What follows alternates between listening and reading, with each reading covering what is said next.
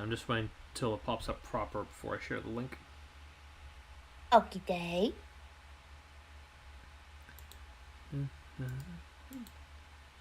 There we go. Hello, everyone. Welcome back to more what I call I think I called it Banana Saturdays. I forgot what it was, but yeah, more Bananza this lovely day. Hello. And yes, MB's joining me too.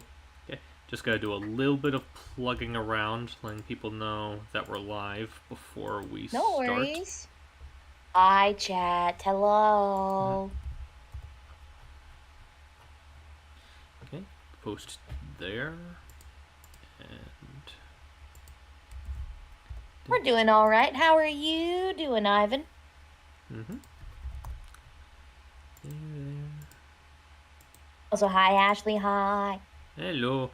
I'll respond to you all in a bit. I'm just focusing on sharing the link. I don't have the chat pulled up yet, but thank you for attending to that, MB. No worries. I try to be a good co-pilot. Well, you are a good co-pilot. Thank you very much. Yippee! Just don't give me the steering wheel. Anyway, Hi, Angelo. Hello. Hello. How's everyone doing this fine Saturday? I'll post it there. It's all right, Ivan. I'm sure your semester is going to go excellent this semester. Got any classes that you're super excited for? See, I think that'll be good for now. Let me go ahead and pull up the pop-up chat on my end. Okay, sorry about that. Wait, now Bananza will start proper. Sorry it was a stressful week for you, Angela. I hope things can relax I hope you can relax this weekend and hope things can calm down. And yay, bananas! A bobana. So where are you at in the game so far? I did not get to witness all of your last stream. It's okay. We just got to the divide area. You know, the part where you had to pick between either the forest or the freezer layers. Ah, I hear you. The divide. Yes, the divide. Watched the Happy Gilmore sequel, and I gotta say, could not stop laughing. Oh, that's right, they did make a Happy Gilmore sequel, didn't they? I'm glad it turned out really good, though. Yeah, I'm super excited for you. And also, Ivan, that's awesome. I'm sorry that's going to be a little bit stressful with, like, a new start to any college semester is always a little bit stressful because it's, like, new classes, all that stuff, new schedule. But hey, drawing is really fun. Drawing class, art class, awesome. Hope it's super fun for you. Yeah.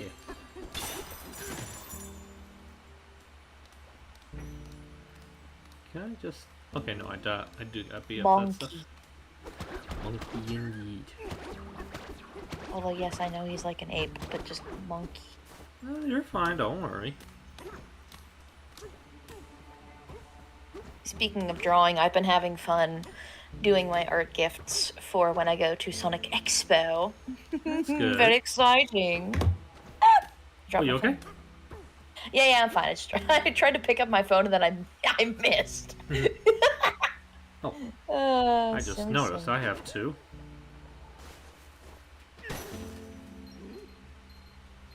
Hey, Donkey Kong, what are you doing? Ah! What? That's crazy. What'd you do that for, you stupid lunkhead? I left all the comforts of our island to hop on Rambi and chase after the fiend behind these banana thieves. Now I got stuck digging after him too. Now let me tell you, they make these levels too darn deep nowadays. But I won't let a banana thief get away unpunished. I know exactly who done it, and someone has to stop him. What am I talking about? Clean your ears, I'm chasing down the banana bandit behind all these burglaries. I may be old, but I'm apparently never done doing your job. What a rotten crook. I dug all the way down here with just Rambi and my own elbow grease, but that weird coward flew some kind of newfangled machine to get here. Well, you might as well be using cheat codes. Anywho, I'm pooped. Lecturing's hard work. Well, I'll be. You managed to listen without drifting off the La La Land. Here, I got something for you. Want more bananas? You'll have to find me elsewhere if you can. Well, I guess I already did find him here. Ooh. Also, hello, V and Heard. Hello. Oh, that's one of my friends in the Rayman community. Hey, man. Hello. We love the ramen here.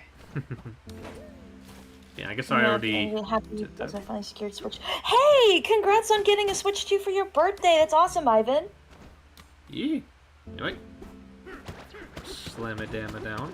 Okay, so what I'm gonna do is, on my own playthrough that I did on my own time, I went to do the freezer layer first.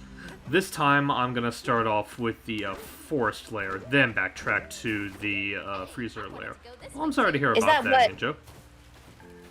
Oh, I'm sorry about Angelo. And yes, your eyes do not deceive you. That is a queen in the chat.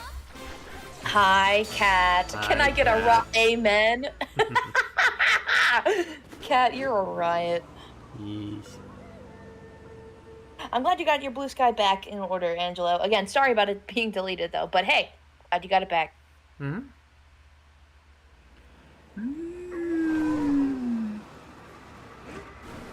The monkey is falling.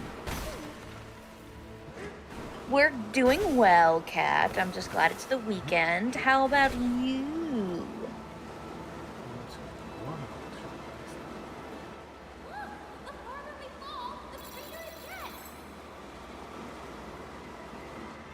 Oh, oops, silly me. I didn't do my puzzles. Oh, silly me. Puzzles? Yeah, I have the fun game called Pokemon Friends that just recently came out, and you do like Pokemon-based puzzles and you get plushes. Right, that thing. That. I have my own opinions on it, but then again, I'm not someone that's like super connected with Pokemon is nowadays, so I don't want to say anything that would like end up ruining your fun. You're not gonna ruin my fun. It's fine. It appeals to my love of Pokemon, and it appeals to my quote-unquote hoarding tendencies with plushes. So hey, it's fine.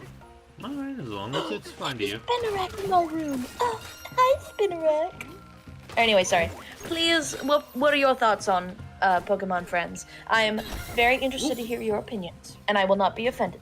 Well, the thing when it comes to, like, Pokemon Friends, from what I've seen, I don't know if anyone can prove me wrong on this, but it feels like one of those things where it's like, and I'm trying to think of, like, a way I can word it without coming off as, like, too insensitive, but it feels like something that I could access back on, like, the Pokemon website back in, like, the early 2000s. That's not offensive at all. You're fine. I'm glad you think that. Well, it's just silly puzzle games, and like, there's nothing wrong with silly puzzle games, you know. So, and it's just doing Pokemon stuff, and it's like, hey, look, you also get a plush if you do the puzzle, and I'm like, oh, I want to do puzzle and get plushed. Whoa! Be careful. I thought I could do this thing where like I could like assume the pose and whistle at the same time, but no, doing them both just does the ham bone. Oh. Monkey. This is his. I heard you have. This is his. So you have games on your phone face. You got bananas on your phone. Bananas.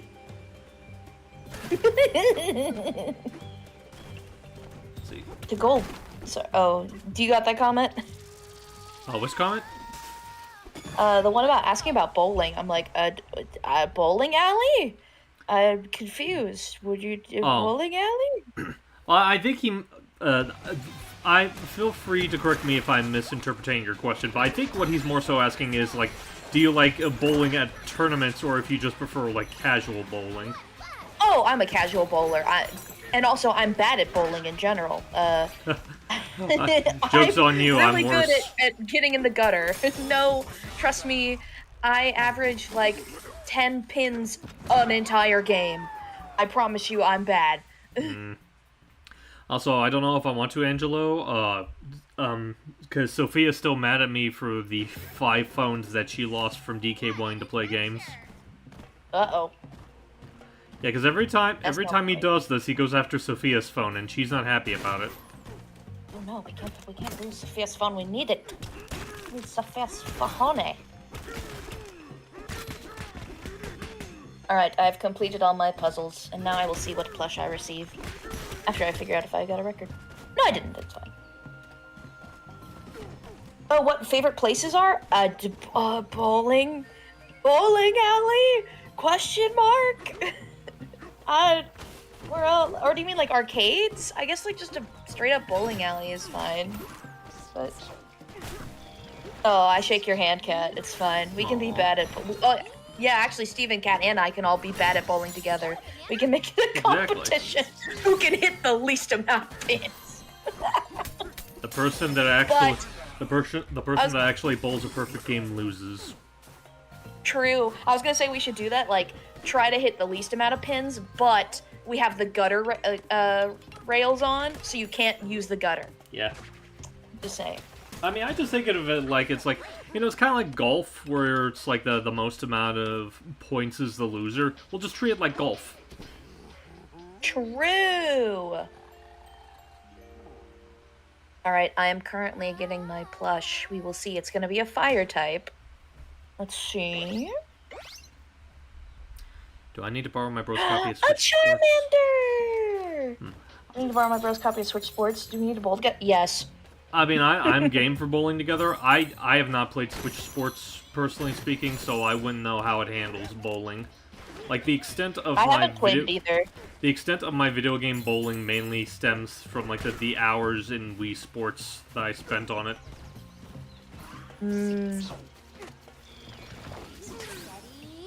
I love Wii Sports. Wii Sports is so good. Wii Sports is a classic. It's so good. I still have my Wii.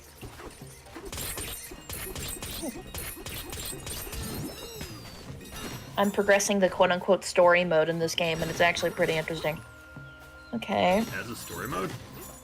Yeah, it's basically just as you, like, collect plushes, because they only have a set number of plushes you can get without, like, buying DLC, which I'm not doing personally.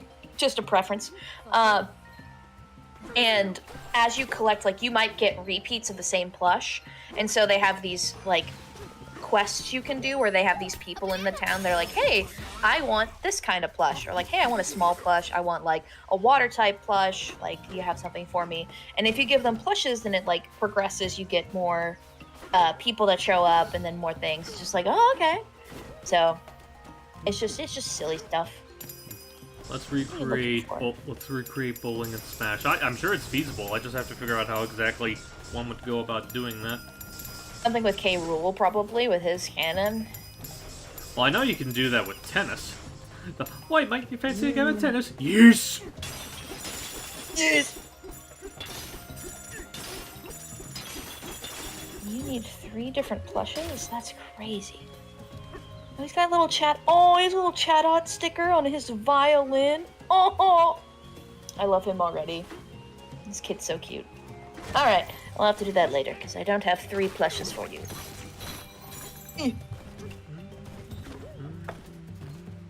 Alright, I haven't had Switch bowling. You know what? The games I've really wanted to play on the Switch, this might make me sound weird, but the 1-2 Switch games, like those little, like, party games, I really want to play those. They seem, like, silly. Like, fun and silly.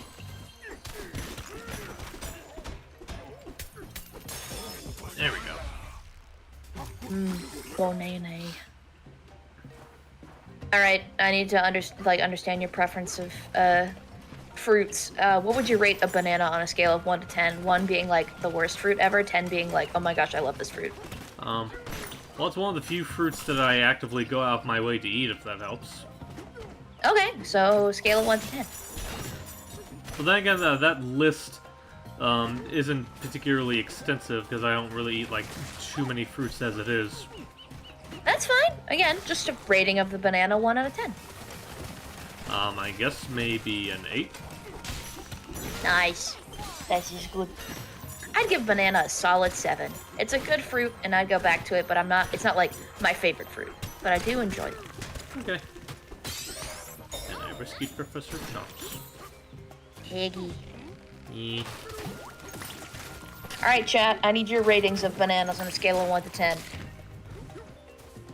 And I will accept a 0 if you are allergic, and then that's very fair.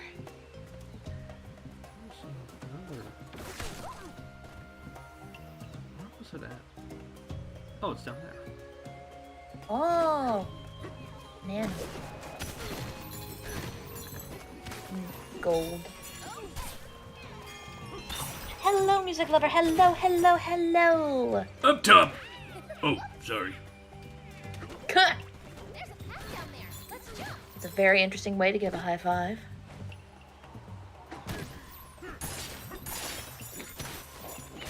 Oh, yeah, true. That's very fair, Kat. I do understand that. Kat was saying that bananas are like a 4 or 5, but they prefer bananas in things like muffins, banana bread, bananas itself.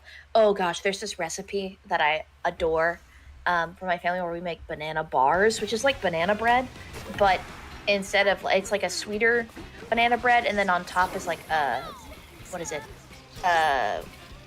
Like a not cream cheese. What am I having a moment? No, yeah, cream cheese frosting on top of it. Oh, divine. There we go. Nice job. You got the bonene. Then I've been saying maybe a 6, mainly because I'm not a fan of fruits. I know fruits are supposed to be healthy, but I just don't like them. But at least they're more tolerable than vegetables. That is very fair. Yeah, honestly, I do that's kind of how I feel about myself. Where it's like, yeah, check it some real quick. There we go. Because, like, personally speaking, I've always been a little bit more partial towards fruits compared to vegetables, if given the choice between the two. I grew up with pickier siblings, but I don't know what happened to me. I'm mostly down to try anything. So I like vegetables, I like fruits. There are very few foods on this planet that I've tried that I don't like. So it'll take a lot for me to not like something. But I do understand having a more reserved palate, and that's totally fair. Mm-hmm. And again, if there's something you don't like, then hey, that just means more for me, and like that's not a bad thing. You prefer vegetables to fruits, but I do like a lot of fruits. Strawberries, apples, and blackberries are great. Those are really good choices.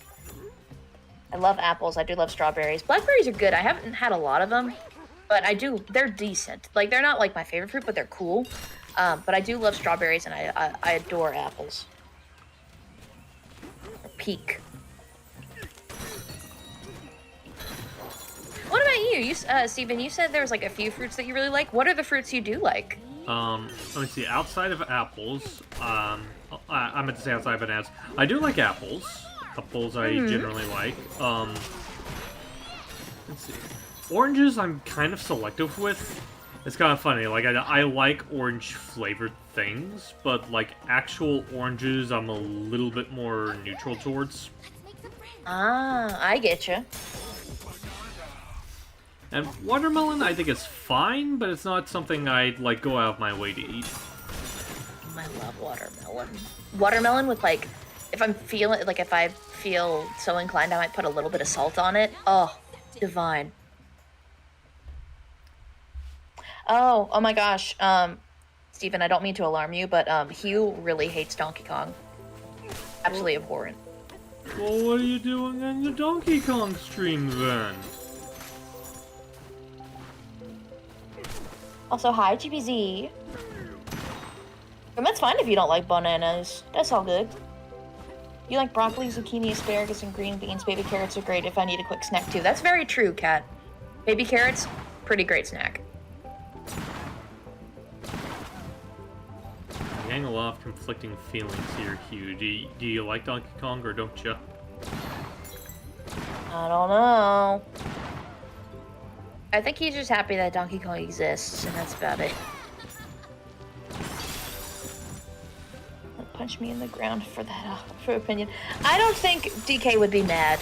Again, my theory about that is like, oh, you don't like something I like? That's okay, that just means more for me. So if anything, DK will be happy because you're not trying to steal his bananas. Yeah, that's definitely a good way of looking at it. Yeah. Meanwhile, DK's not gonna like me because I like bananas. So well, I mean, I think as long as you're not trying to steal his bananas, I feel like he couldn't care less whether you like or dislike them. That's true. I've been eating more peaches to snack on in lieu of other junk food at work. Peaches are good, music lover. Peaches are good. We actually in my household we make homemade peach jam, and that's always a fun time. We have a we have a little tradition. Whenever we make peach jam, we have to listen to the song "Dancing Queen" by ABBA, and we just like jam out to that while we're making peach jam, and it's a fun little core memory. So, if you ever want peach jam, it's now in the recipe that you have to jam out to a Dancing Queen by ABBA. I used to eat baby carrots a ton, but they'd always expire before I finish them because I'd always forget them in the fridge, so I switched over to carrot juice. That's fair, Hugh. I've not had a lot of carrot juice, but it seems decent enough. Isn't there a banana in, like, this section? Oh yeah, there is. Okay, cool. I'll just make sure I remember.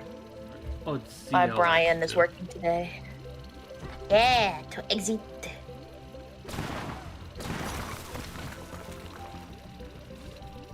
Oh, I don't remember what's that. No, it's down here. Uh-huh. Here. Here you go.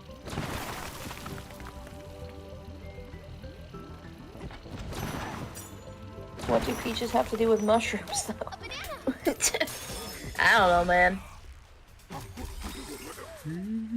I see your cheeky reference, though. I see you.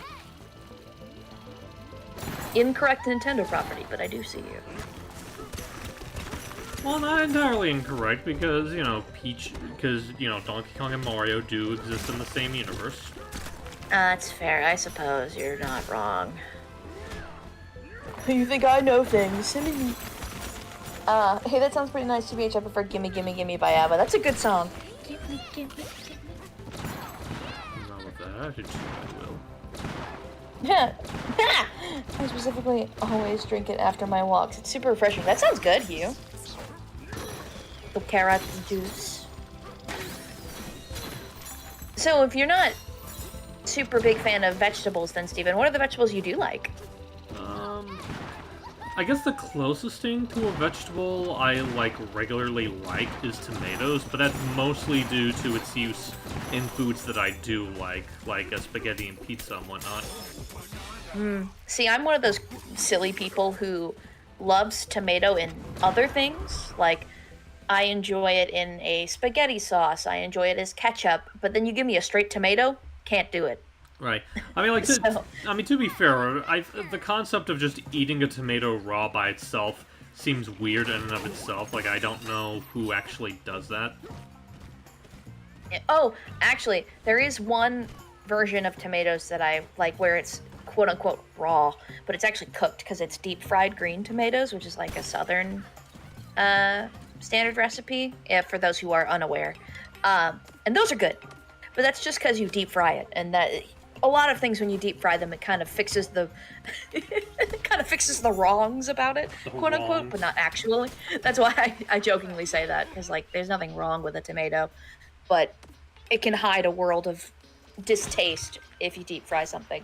So anyway, I'm just being silly about it, but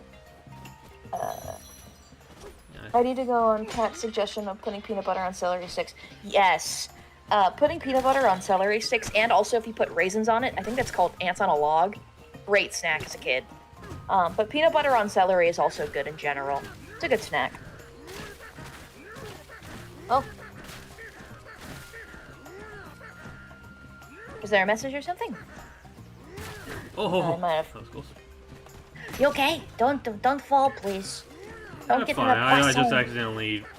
I came close to falling off a ledge trying to get rid of these thorns. Because I gotta smash a certain amount of these to get a banana in this area. Don't fall into the poisson.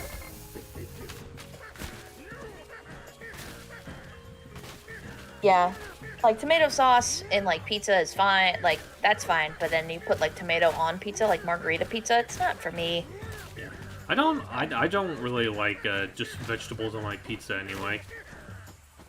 There's some vegetables I tolerate, although I will say, one of the, like, I know I've I was like, I just talked about like, oh my gosh, there are very few foods that I don't like, but actually, but tomatoes is one of them, and then another one, if we're thinking about pizza toppings, is black olives.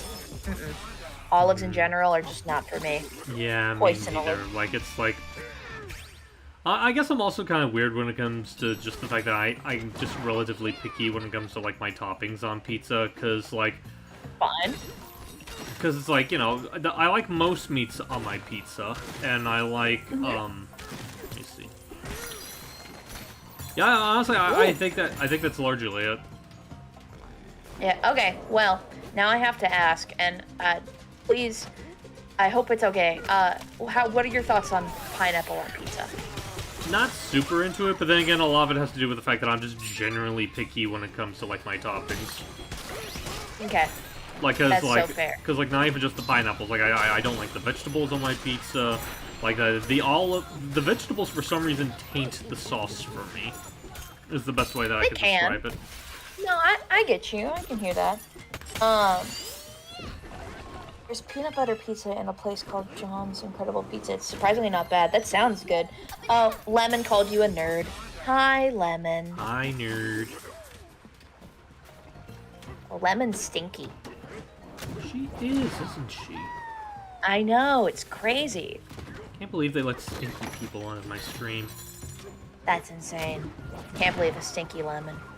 I'm picky about the marinara sauce on my pizza, but that's usually my make or break when it comes to pizza. That's part of the reason why I don't usually like the vegetables on my pizza, because it makes the marinara taste funky.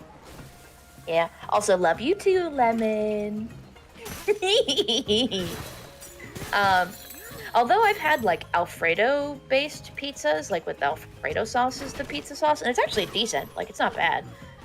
Sorry, going back to the pineapple stuff, I like, no, Lemon, come back here, you wonderful individual, get back here. I like pineapple on pizza. It's not something like I go out of my way of to get, but if it's there, I'm gonna eat it, because I think it's nice. I like the sweet tang of the pineapple on pizza. Yeah. But again, I understand if people are not a big fan of that. Sweet pizzas like that can be weird, mixing sweet and your savory. Understand that. Well, I mean, unless it's like a dessert pizza. Although, yeah. Dessert pizza, I remember when Pizza Hut had its buffet, and that was such a long time ago. I miss Pizza Hut I miss buffet. that. Yeah, I miss the salad bar, and I miss the dessert pizza that they had in there too, and it was so good. I mean, to come to think of it, I just miss pizza in general. Like, I generally am having a hard time remembering the last time I ever ate there. At Pizza Hut? Yeah. Well, I have a not fun story with Pizza Hut that I'll spare for the most part for viewers because it's a little bit grody. Long story short, we had a stomach bug go through my family right after us eating out at a Pizza Hut. I don't think it was because of the Pizza Hut. I just think it was just that season and the bug just was going around. That could but be it was really bad. It went through all of us. I was the last to get it, the bug, but then the first to recover. Just because in general, I tend to have a stronger immune system, quote unquote. Yeah, that's okay. So, that kind of stuff. Also, Lemon says she misses you. Aww. We see you, Lemon. Yes, we see you. Yeah, so just long story short, be careful if you have too much Pizza Hut. Again, I don't think it was the cause, but we all now have like a memory of Pizza Hut from that because of that. But I mean, again, that's fair. we're all fine now, like... and it was many years ago. But I still enjoy Pizza Hut. Oh, absolutely. I tried this. I'll be perfectly honest. I think nostalgia bias is a big reason as to why I have such a soft spot for Pizza Hut. Like, I know a lot of people say that there are better pizza restaurants out there, like Domino's and whatnot, and I like Domino's just fine. But I just grew up with Pizza Hut, and it just has like a certain. I have a certain attachment to it that's really hard for me to, like, shake off. I get you. I grew up with Pizza Hut, too, most of the time. We kind of just go, mostly, I think, like, Papa John's and Domino's are our go-tos now. But, I mean, Pizza Hut's still decent. Still good stuff. Hang on a second real quick. What's up? Someone is wanting to join us. Oh. Alright, let me just Okay. get them. Let me get them real quick.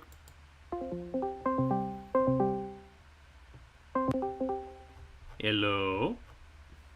Greetings and salutations. Hi. Oh my god. Oh my goodness, is that Steve?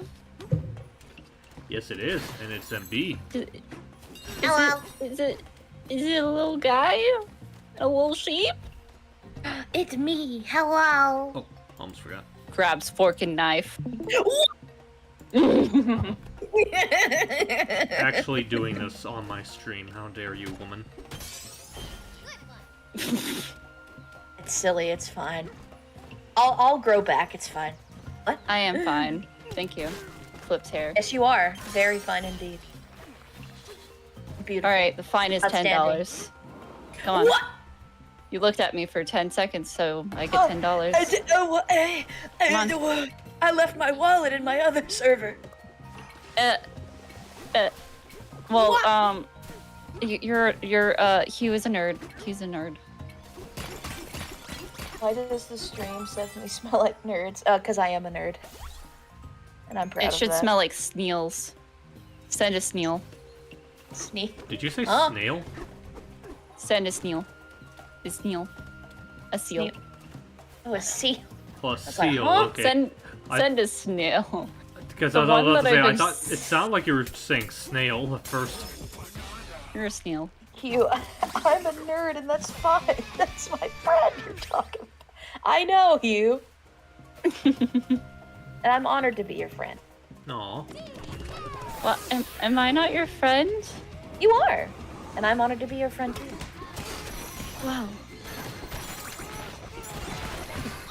I'll send you the $10 later though. Is Venmo cool? Hell yeah. Do I have... Yeah. Okay, I can be able to level up. Little Caesars I'm is a- actually good too. I only had it once, and it was pretty good, and it was a lot of food for $5. A Little Caesars, it's... As far as, like, their pizza goes, they're pretty, middle ground for me. Like, not terrible, but I've definitely had better. You know what pizza is also pretty good? What? Costco pizza. Pretty banger. I've heard that. I need to try it for myself one day. I will make that a thing. I have a Costco membership. We'll just go to Costco and I'll get you a Costco hot dog combo and then we'll get you a Costco pizza and we'll be having a good time. That does sound like a good time, thank you. And the samples. And you're welcome. Lemon, you want to come to Costco too? I don't have a card. You can be a guest of mine. It's fine. I have- Okay. Yeah. Listen, the sheep is offering you free food. Why are you turning this down? Okay, are we gonna get Costco hot dogs? Yes, we'll get Costco hot dog because it's like $1.50 for a hot dog and soda, and it's awesome. And then we'll get some Costco pizza, and then I'll get you guys the sundaes that they have because their soft serve is good. Their very berry sundae, oh, divine.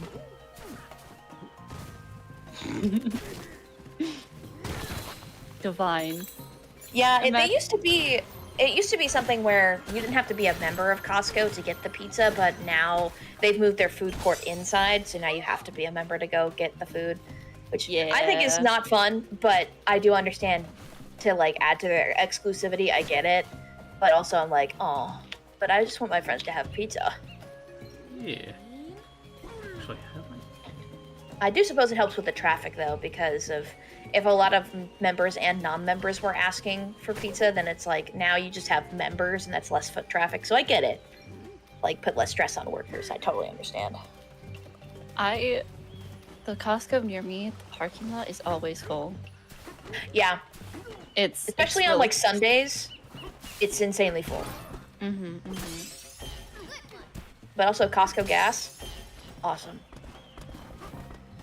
In terms of like because it's usually cheaper than like what other gas stations around, so it's nice to have that too as a benefit.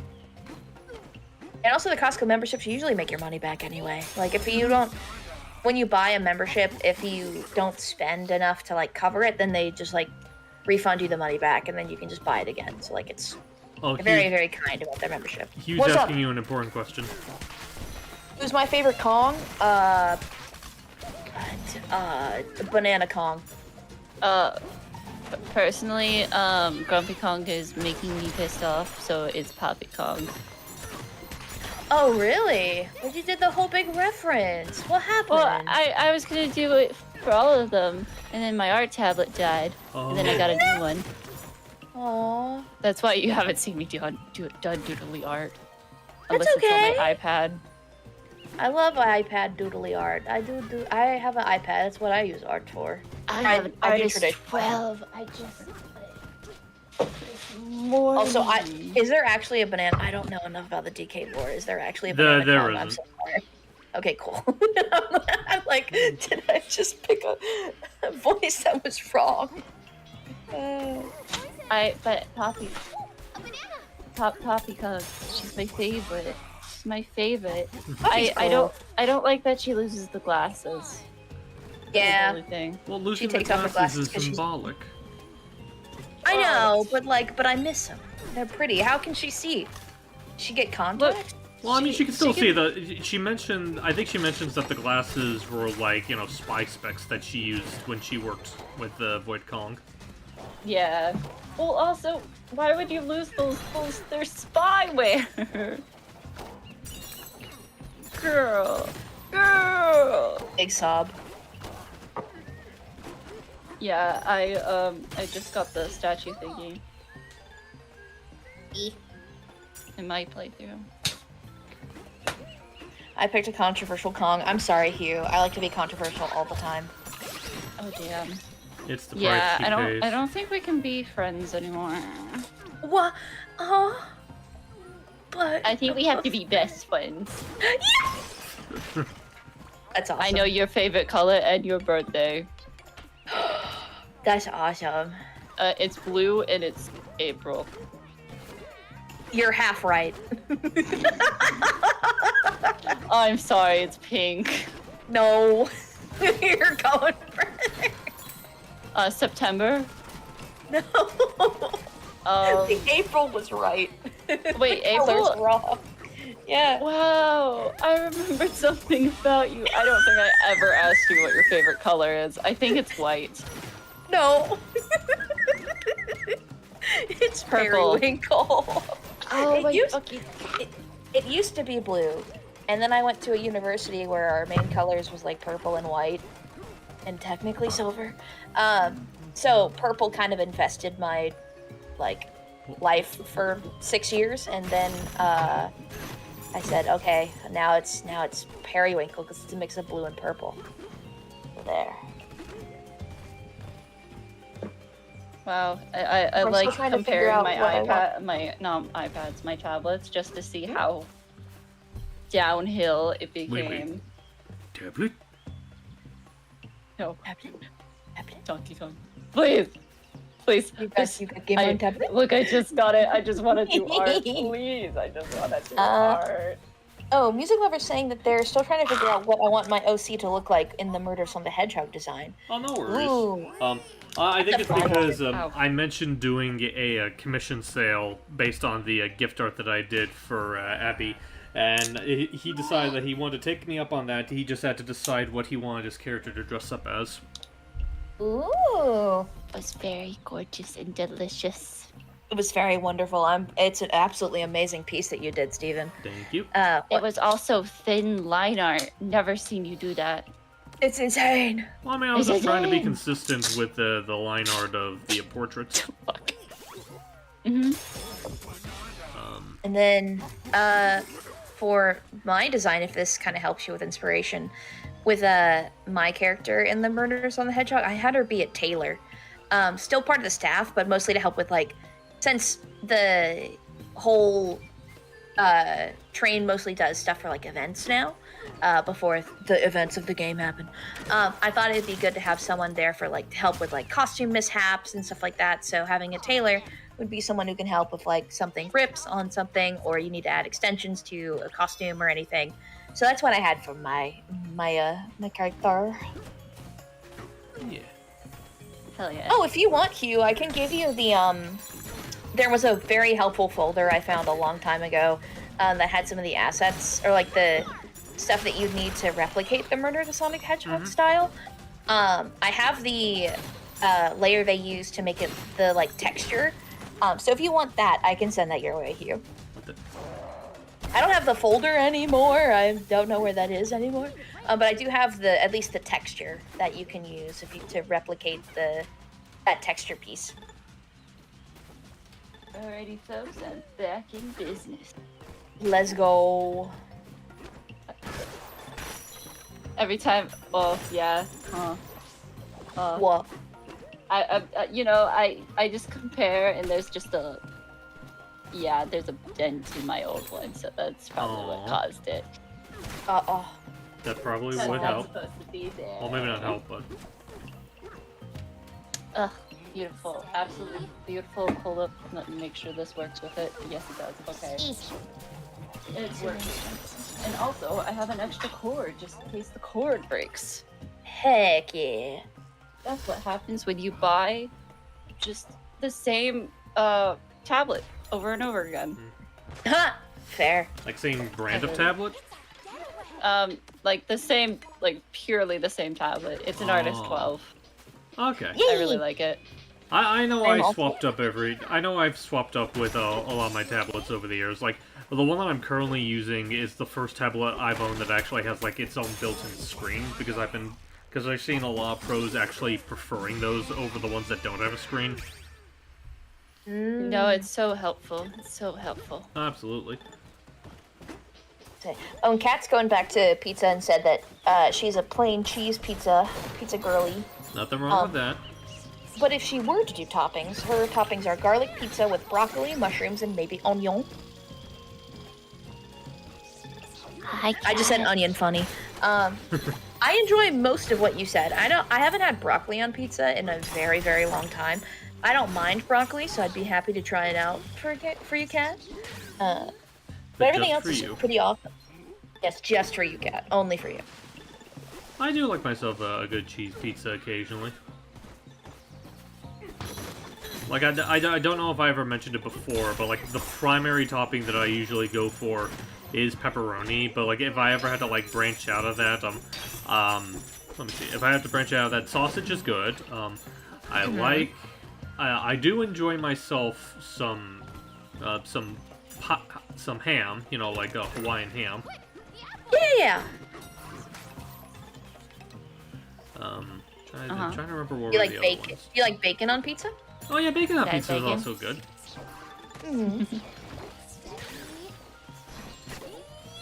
I'm a meat lovers fan, for those who enjoy that. Also, can we just say, stuffed crust, Yes. incredible.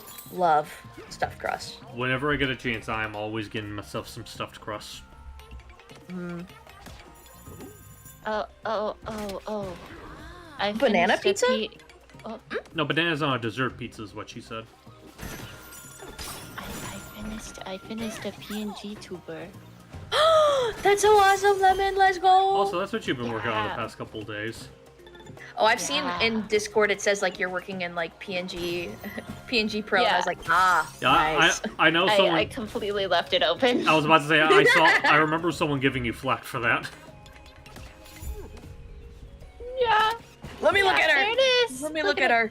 It's so good, right? Oh my gosh, actually adorable. I'm holding her like hamburger. Okay. I have so many faces.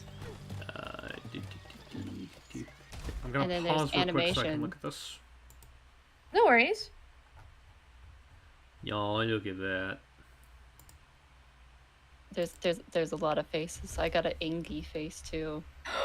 So expressive. I'm so expressive. Especially the first face. Especially the first face. Bah. Bah. Please. Did you just bot? No, I wouldn't. That's racist towards sheep. I wouldn't. You just bought at me. No, I went bah. Wait. Lemon. Did you just bought? It's fine. Wait, hold up. I got a perfect face for this. Oh. Okay.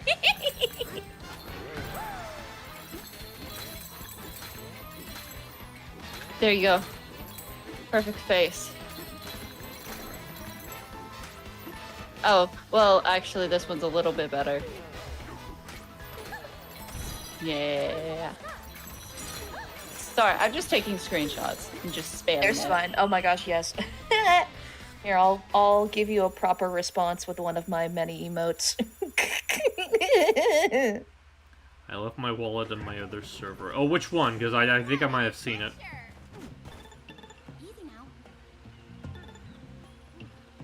I left my wallet. That's what I said. What's it? 11. 1 point. Wait, oh. Oh, Cat's. I get it. Okay, Cat was referencing a thing I said way back when. Said I left my wallet in my Okay. other server. Amazing. Thank you. When I was charged $10 to look at Lemon's fine self. Oh, yes. Yes. Alright. I love that I'm accidentally spamming numbers, too. That's all good. These are so amazing, Lemon. How dare you? What? I have like a few evil faces. I have a lot of evil faces. I wonder why. There's nothing wrong with having a few evil faces. I wonder why I got so many evil faces. I don't know. I don't know what you're talking Okay, about. now to the hotel. Don't mind if I do. Hotel. Trivago? I'm sorry. Booking.com. Booking. Oh, Bananza. I know. Why are you spamming numbers? I'm confused. It's because like I have to shift for changing emotes. That's awesome. Yeah. That's awesome. I can't do any other form.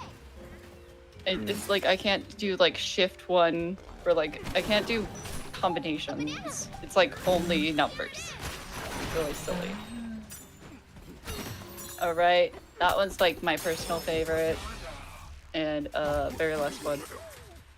Oh, Yes. the tablet Blank face is awesome. The tablet is also toggleable. So I'm not gonna always be drawing, obviously. That's double awesome. That was my soul.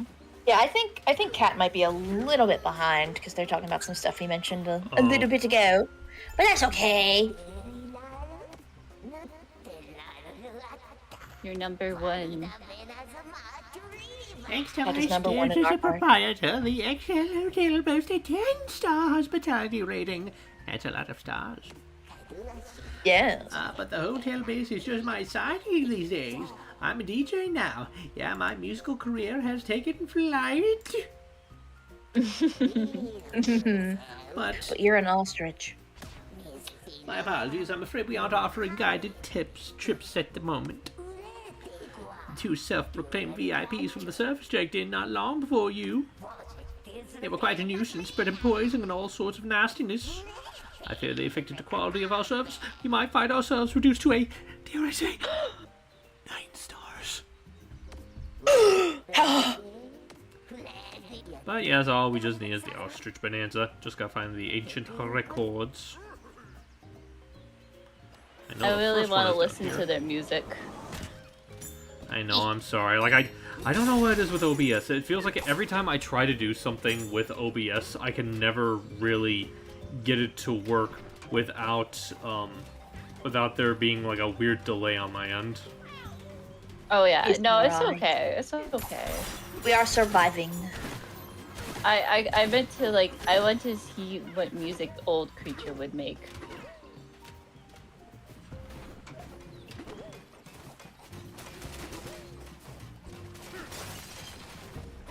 You're the Old Creature. No offense. What? Yeah. Points. What? Huh? Not that much older than you. Oh, that's why. Yeah. Oh, okay, that was the thing with Kat. Apparently, her stream wasn't on live anymore. That's why she couldn't hear the. That's why she was a little behind. Ah. Welcome, Cat. Welcome to the live. Welcome. I'll go ahead and put that back. Wow, look at him. He's like going through the game. crazy. Un momento, por favor. I'm going to mute from Where's him. the pool? Okay. The pool is currently not doing good at the moment. There's You a should bit swim in there. the poison. I should not, because my health is... I should take a nap so I can refill my health. Oh, it's a mobile issue. Okay, I'm sorry, cat. Pat, many pats.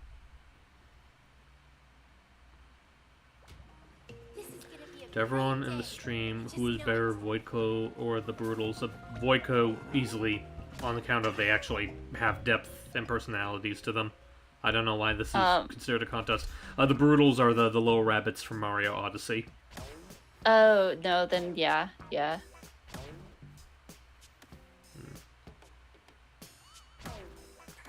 I love you too, cat. Oh, I love you, cat. I probably should actually get some more outfits the next time I get to the shop. Currently making chicken nuggets. Oh, that's nice.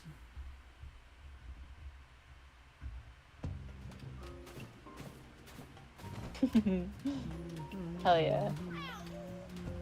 Good job feeding yourself. Good job Yes. getting nutrients. That's the altars. What I'm really looking for is going deeper. Oh! Well, it got me to the banana, if nothing else.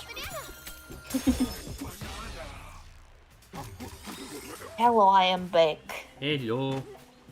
I was informed Hi. that dinner will be ready for me soon, so I'll probably have to leave in a little bit. I'll probably leave at the top of the hour. Okay. Top of the hour, that's in like 6 minutes, right? Yeah. Mm-hmm. Okay. Don't worry, I'll be here. I know, Lemon. I trust you. Hyper, you're stinky. Leave us immediately. What? I don't know how we're gonna recover from that. You deserve it. Why do I deserve it? Oh, That's crazy. because why? Because what? Look at that face. What face? Which face? That face. Which face? That face right there. You're just pointing at a mirror and yourself. No, I'm not. You're lying. But your face is wonderful, yes.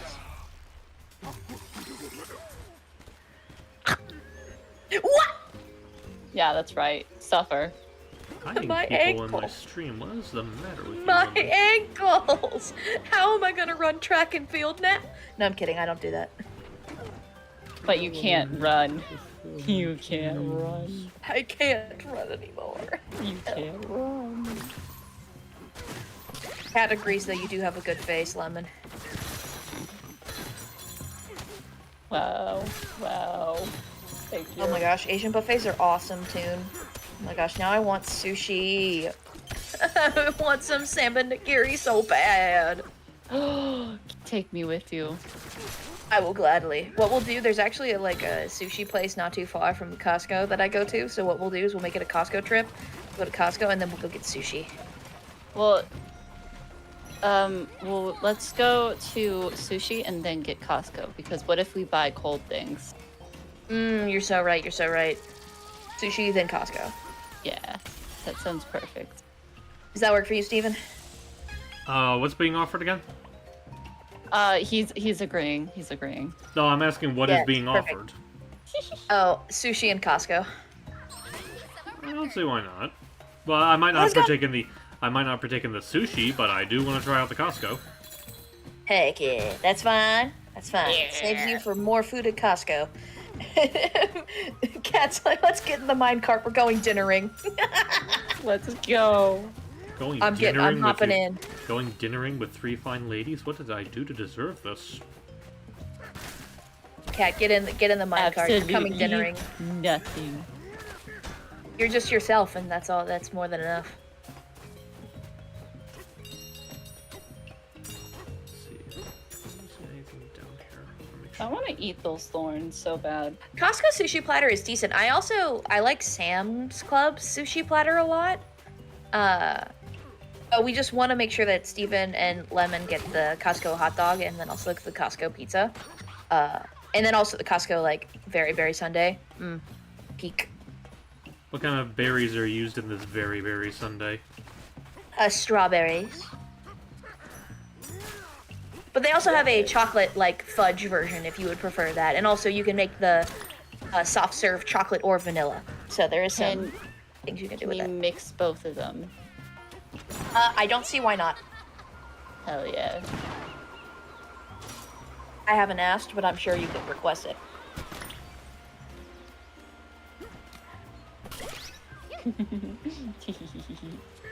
Go. Scheming Lemon. Scheming. Lemon Scheming, commit all the schemes, but I approve. Do you now? Yeah. I approve the schemes. Although I don't like when the schemes involve biting my ankles. I will say that. Kinda hurts. What? Sorry, that was violent. My other ankle! That was What? violent. I'll never be able to run again. I know, your favorite hobby.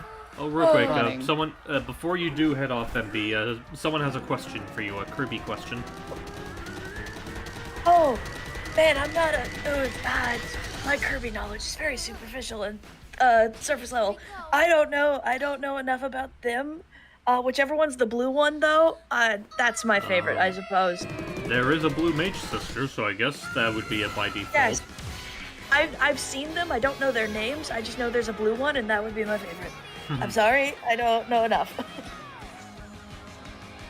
Well, Look, isn't it's there a Bird. periwinkle one?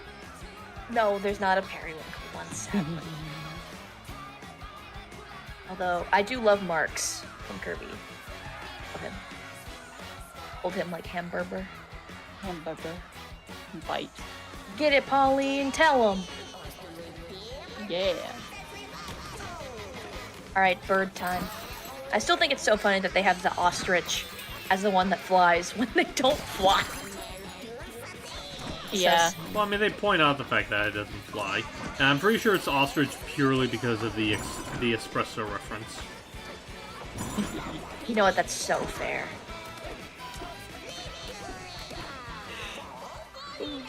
The Marks, the founder of Marxism. Oh my gosh. Crazy. Yeah. Alright, thank you, Miss Ostrich, ma'am. Alrighty. And with that, I'm going to go get some dinner. But I hope you guys enjoy the rest of stream. It has been a pleasure to hang out with you all, and I will see you both later sometime. See ya. Okay, see ya, MB. Bye bye, chat. Bye bye, Steven. Bye bye, Lemon. Bye. Bye bye. Anyway, I think... Now I'm left alone with you. Well, I was about to say, if you could just give me a minute, would you mind following me to the streamy chat, and I'll try to see if anyone else wants to join in her absence. Yeah. Okay. Let me see.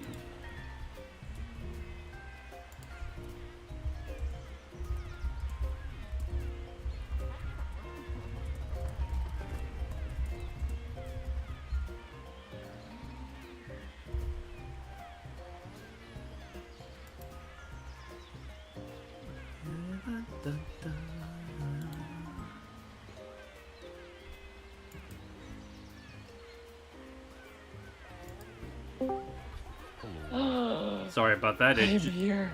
It just occurred to me that I forgot to give you the stream guest role. Yeah. Let me be famous. Like you.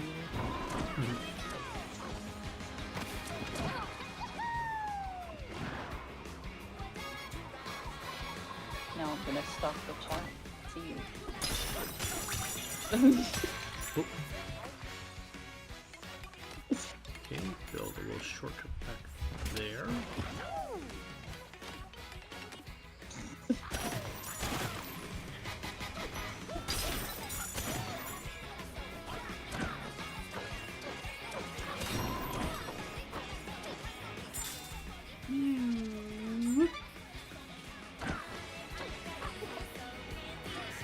with me. Right now it's... Bananas. What was that?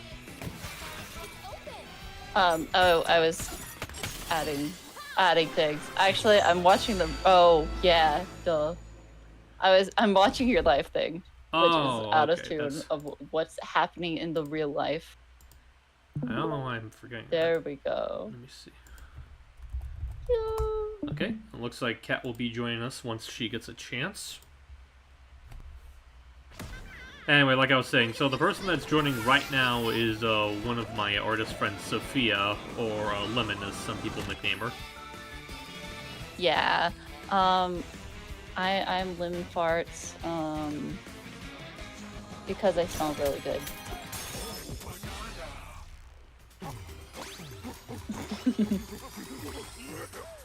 And this is Hyper. He smells very stinky. Ostrich bananas are now viable. Let's see. Fun fact about Hyper. He's smelly. No.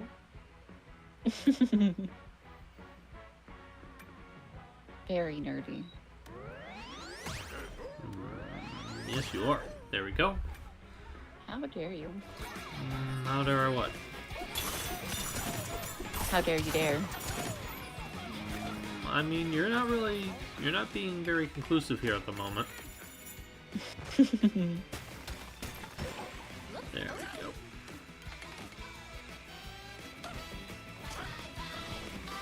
What is your favorite section of this game? I think Um, it's the boss battles. Teehee. I mean, some of the boss battles I think are fine. Like, I'll admit, like, overall, I think they're the weakest part of the game, but there are a couple of them that stand out for me. Some of them I will not say right off the bat, on the off chance people haven't gone far into the game yet. Oh yeah, true. I was teasing because I read your thing. Teehee. Ah, that's right. Teehee. Evil teehee. Let's see. I think it probably would be going without saying that DK's new design might be implemented into the future Smash.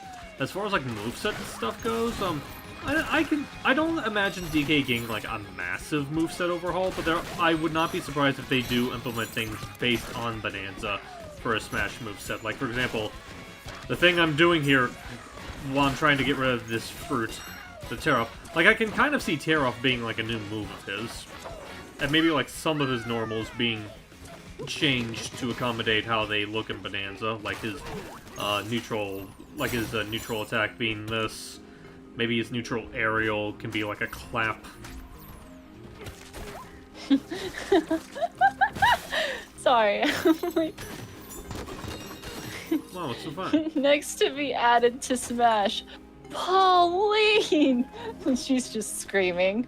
Well, I mean, like, there are plenty of people that, like, you know, even before Bananza came out, there were plenty of people that would that have toyed with the idea of Pauline maybe being the next Mario rep.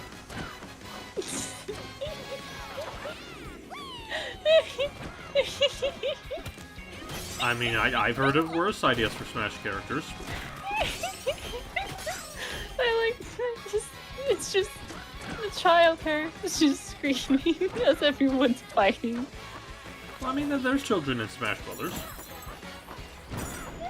Yeah, but not Pauline children. No, honestly, I think, trying to remember, like, I think Ness is technically younger than her. Oh, fudge. I forgot about Ness. Oh, don't worry, Nintendo I thought you has were two. talking about Link and stuff with how they're like under 18. I mean, there's also, like, the Toon Link, I guess. The Toon Link and Young Link, I think, are also good examples. Oh, true. Go. Yeah. But yeah, honestly, like, that is something that you say that, Cat. Like, I can honestly see them retweaking Donkey Kong's Final Smash to be, like, functionally it's the same thing, but he transforms into his Kong Bananza to do all the punchy punch. Yeah.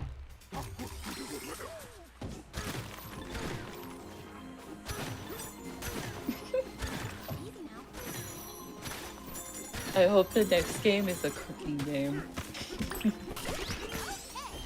Also, Instead of basically, you want. destroying things, you have to make things. So you just want a Cooking Mama revival.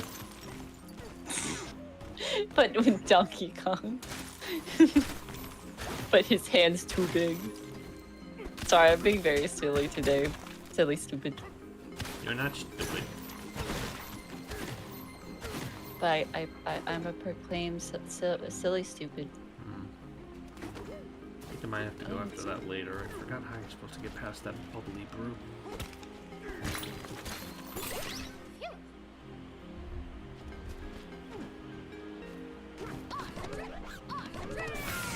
Oh.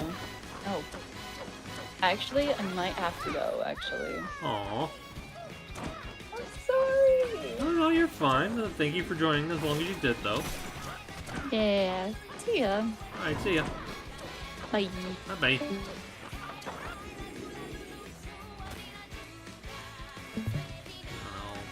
I'll go ahead and snooze here.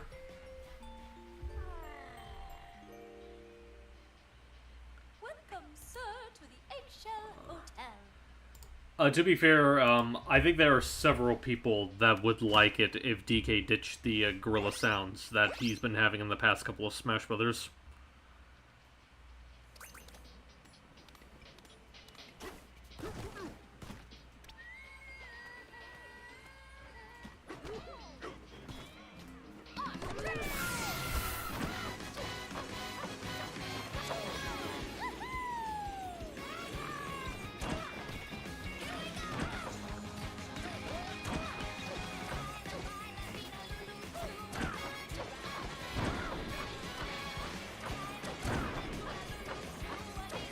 Oh, that's right, I have to get rid of these in order to dive deeper.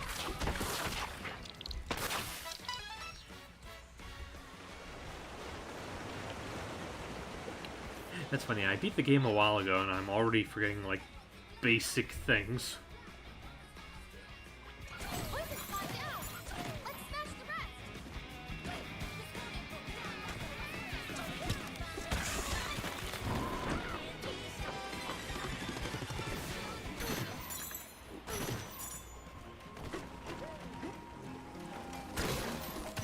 Hey, a banana!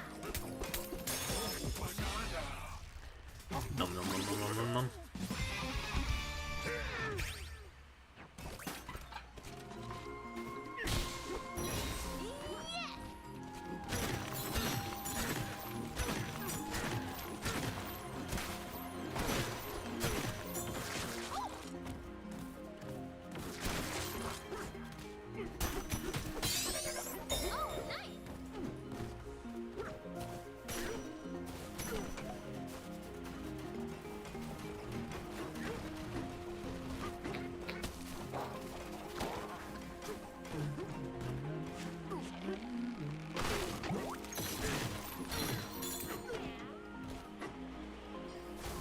Let's there.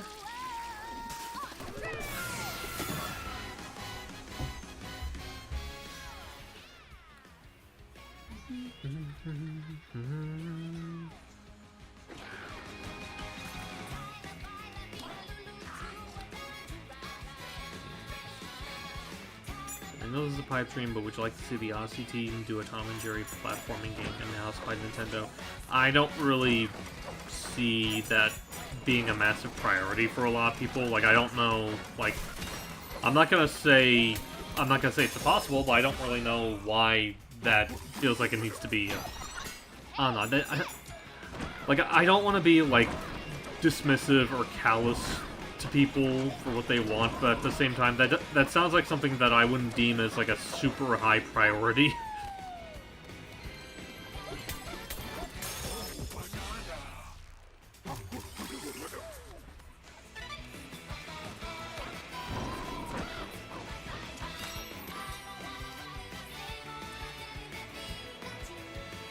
Oh.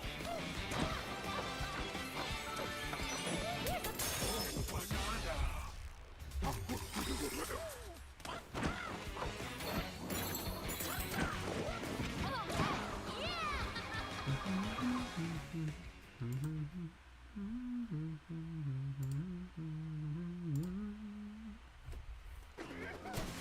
an adventure! Cool! Oh boy.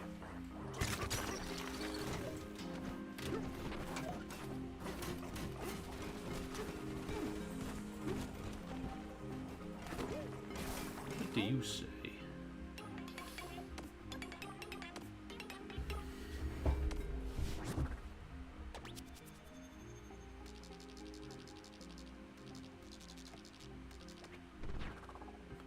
Over here. What's it doing there?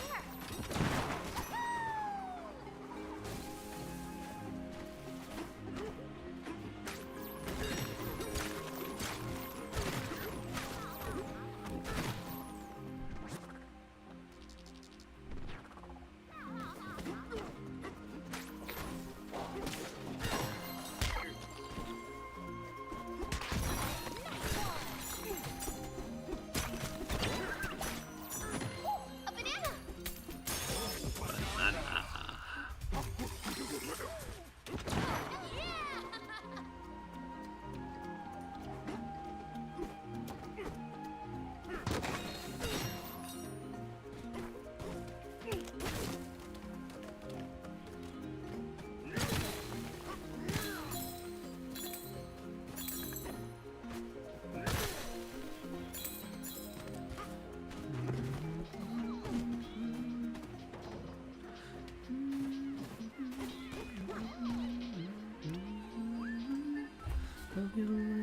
Oh, that's right over there.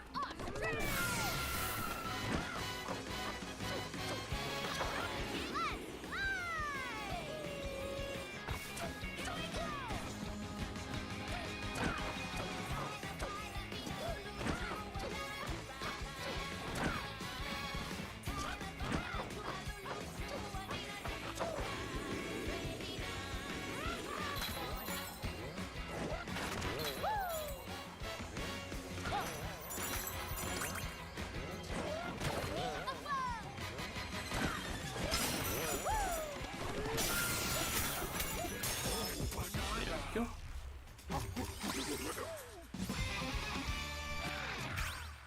Let's save on this place.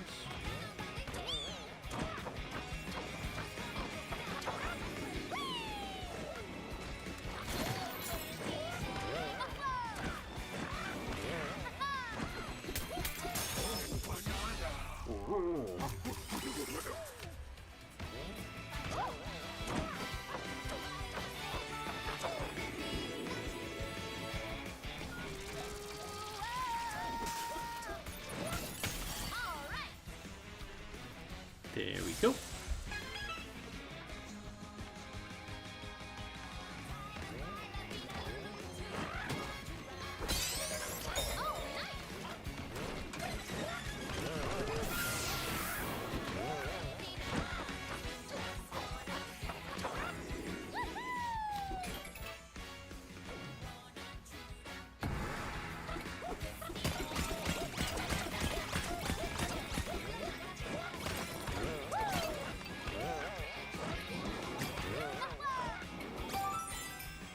Go.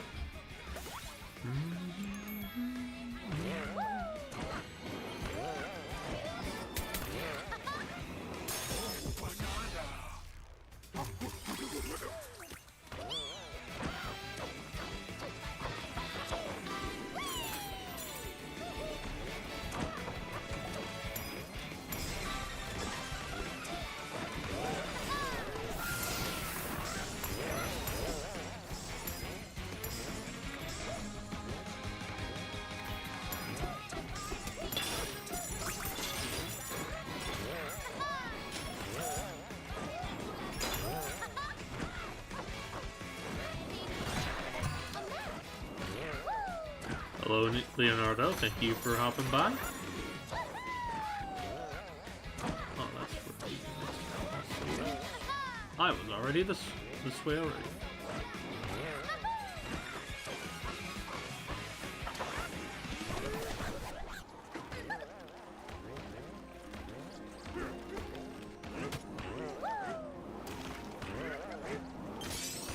Good one!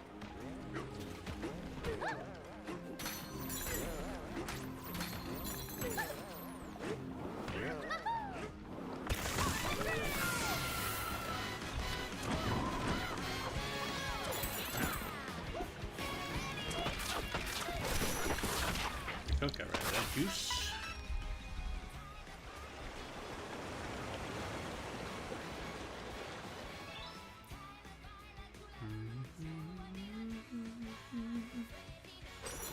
One more. Let's smash it.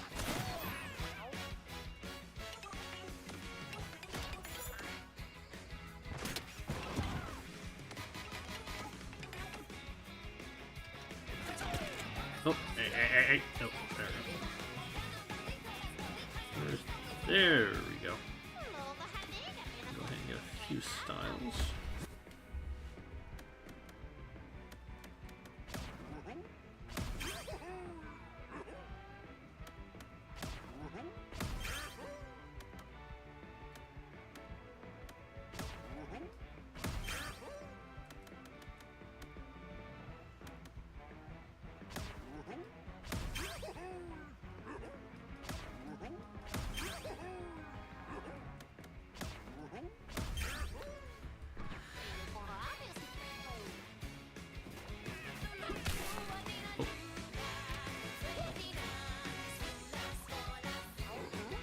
There we go, that's what I want.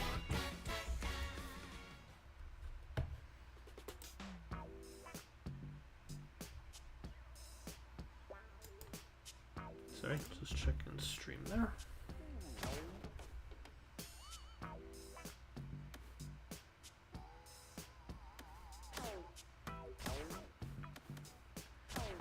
Looking good.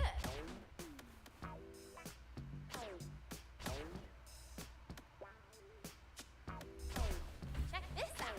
There we go.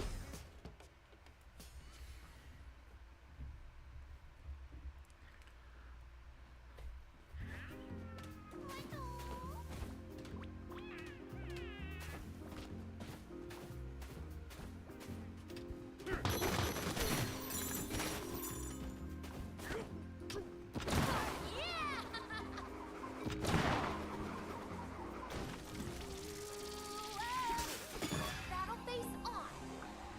Right, more enemies to fight.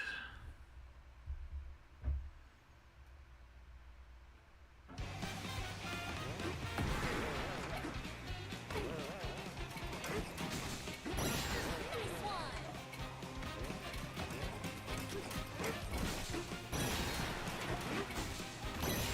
What's left?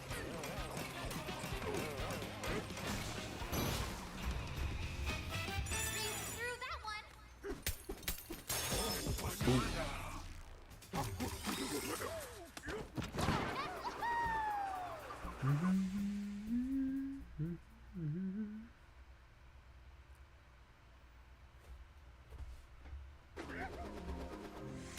What an adventure!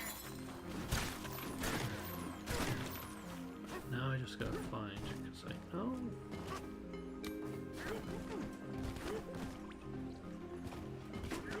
There it is.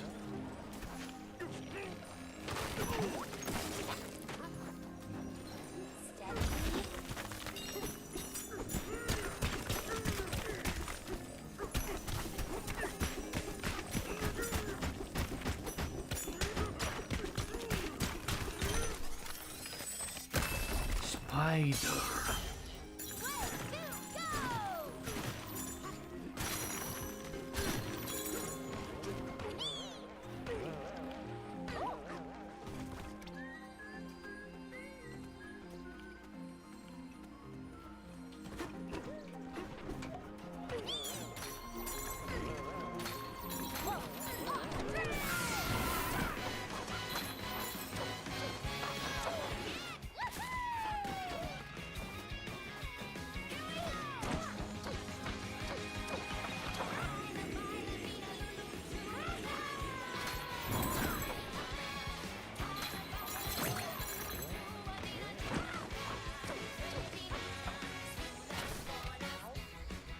Build a house. Quick mine head through it. It's a getaway!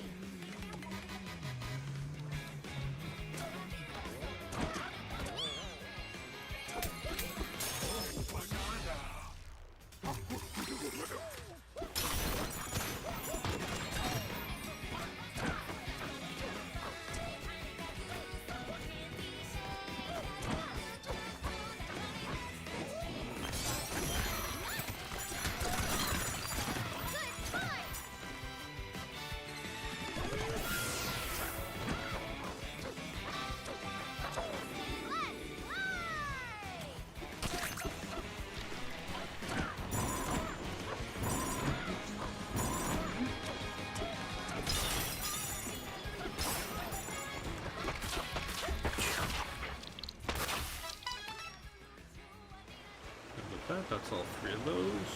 Now I can go down there.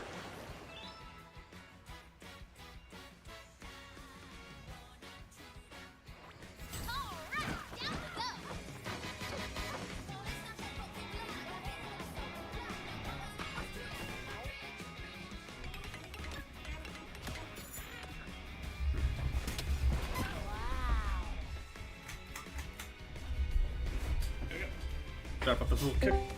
Oh, hello? Hi. Hello, cat. How we doing, Steve? Doing good. I just finished a couple of things. I'm about to approach the boss right now. Probably gonna do a little bit of combing just to make sure before I get to it. How are you? Woo! I'm good. I'm good. Sorry, forgot to water the plants. So No worries. I cleaned up. Dishes are washed. Plants are watered. I'm here now. That's good. I'm glad you're here. Focus.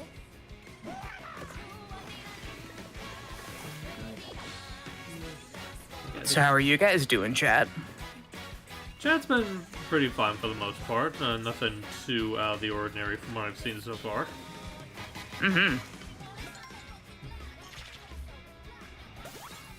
Someone's hoping that you didn't feed your plants blood.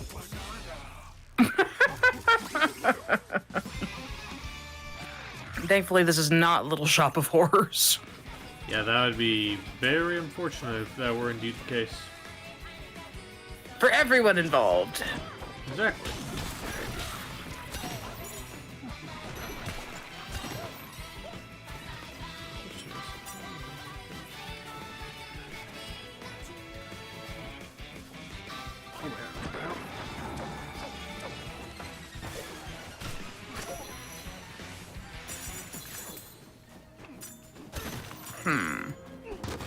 That can't be right. What's wrong? Screen sharing on your end is like... I can see OBS, but it's like a white void. Oh, wait a minute, is it? Oh, hang on a second. Yeah. Yeah, let me It's see all if good. that's... Because I remember that being... Like, your stream is totally fine, so it's like, it's okay. I can have a delayed reaction, but... Hi, Noah! I know. Hi. Yeah, let me try to fix that real quick for you. Like, I know it's not a problem with everyone else, but that should not be the case for you guys. Wait, something happened? Basically, Yeah, tech issues. for some Oh. reason, it's like, I don't think it should affect the stream itself, but for some reason, Discord won't let me screen share the actual game. It's being a Alright. little weird. Yeah, that's a void. I really don't know No. what its damage is. That's okay. I'm not hurt by it. Alright. Come on, you guys. How have you been, by the way, Noah? I've been good. Just, chilling for today. That's nice. Oh. Been up to much? I've received some stuff from what I'm working on, so that's something. That's good. Actually, just to be safe, I'm gonna aim that a little higher. Yeah. Or it could not go higher. You gotta reach for the stars. Well, I can't reach too high for the stars because I want to make sure these guys can get across safely. Oh yes, very important. Child That safety. should be far enough. Oh. We do love some sturdy wood. Yes. Very important for the children. Wait a minute, now I got them over here. Yay!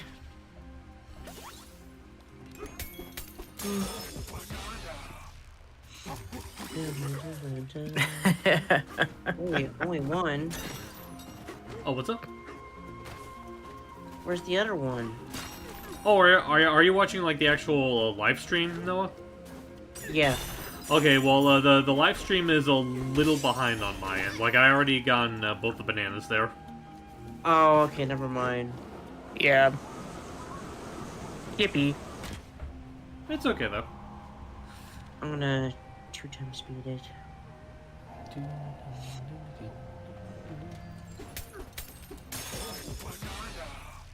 So I guess I don't know if I don't know if I asked you this already. Actually, I guess I could go ahead and talk about it because I know a couple of people that are like talking about it. Noah, did you say you were going to Expo this coming time? Yep, I'm going to Expo Atlanta. That's nice. Yeah. Good way to celebrate. A good way to celebrate my birthday week. Happy early birthday. I hope you have so much fun. Same. Thank you, Kat. Thank you, Steve.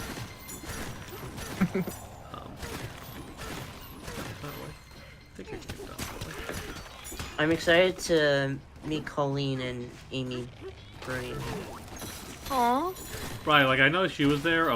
Something that I actually was very, maybe not dumbfounded by, but like when me and some friends were looking at the list of people that were going to be attending there, like for one thing, the actor that plays Cosmo in Sonic X is there.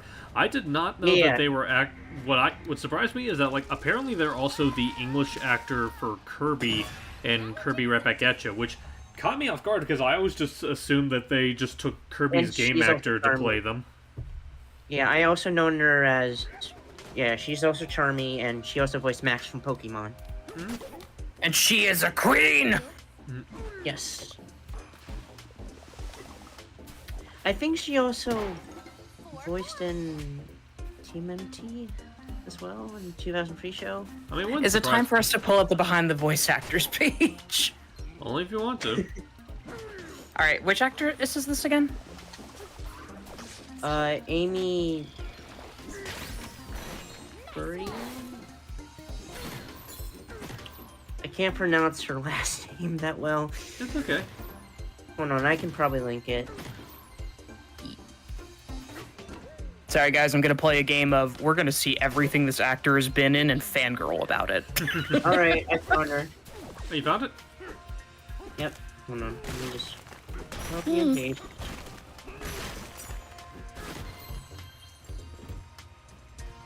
There she is.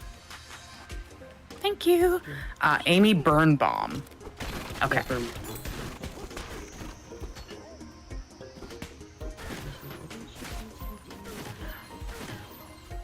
Gosh. Oh. What's up? Nostalgia. Oh, okay. Yeah, definitely. Max and Pokemon. I loved Max and Pokemon. Yeah, me too. Max was so good. Oh!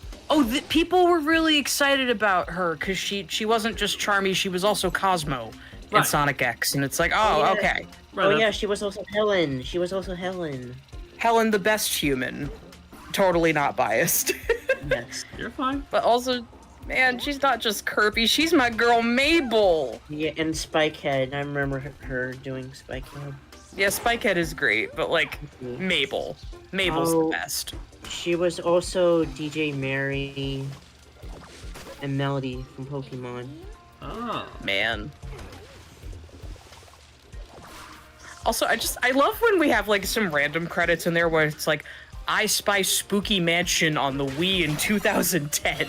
She's a skeleton named Skelly. And Yeah, that's the main host of I Spy. I remember that. I'm so glad. Well, yeah, because it's like one of the I Spy games that I remember playing the most of growing up. I had no idea you played I Spy on the Wii. Well, no, I played the the old PC version. Ah. Because like I'm pretty sure it was originally a PC game, just somehow got ported to the Wii. Okay, she was Melody from the Pokemon the movie 2000, and she was Molly for the Pokemon 3rd movie with the Spell of the Unknown. I'm kind of impressed by the fact that she was in the Cartoon Network Fusion Fall stuff. Oh, like, yeah. Does anybody remember Fusion Fall? That's kind of not something I got into at the time, but I've heard about it after the fact, and it's like, wow, this is a thing that existed. Yeah.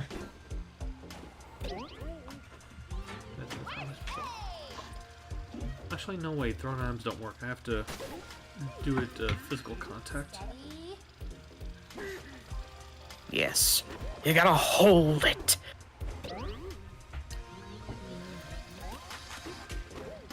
Yeah. Yes, No. behind the voice actors is such a blessing. You are so correct, CJ. Oh my gosh. There It's just we like, I love going on this website and just seeing all the things that my favorite actors have been in. And it's like, Oh. I'll do it for all sorts of things. I'll get done watching a movie with my friends, and then this is just like the debrief. We will look at everything that has been done by these actors, and it's just fun. Yeah. Yeah, that person wants to disappear. Oh. That's fine. Yeah. And I Like, know- if you ever have the time to look up some Barbie movie actors, oh god. Some of the things that they do, it's great. Yeah.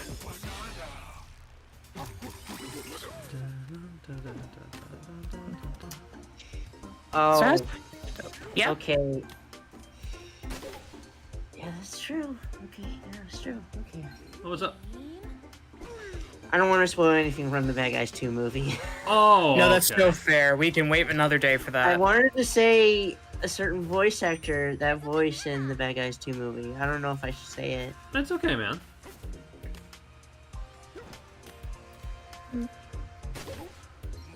Actually, you know what? I'm just gonna link it to you guys. Okay. Because, like, Okay.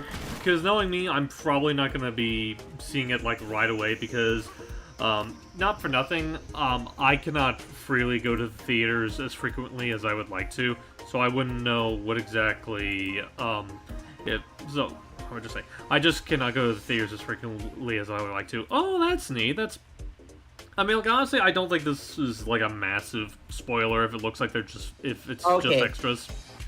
Alright, I'll just say it. Jason Griffith voiced extras in the Bad Guys 2 movie. I'm like, whoa, he actually voiced in a DreamWorks movie. Yeah! Now I gotta talk to him about it once I see him again. Aww. Steady. We do love it when our favorite voice actors get more work. There we go.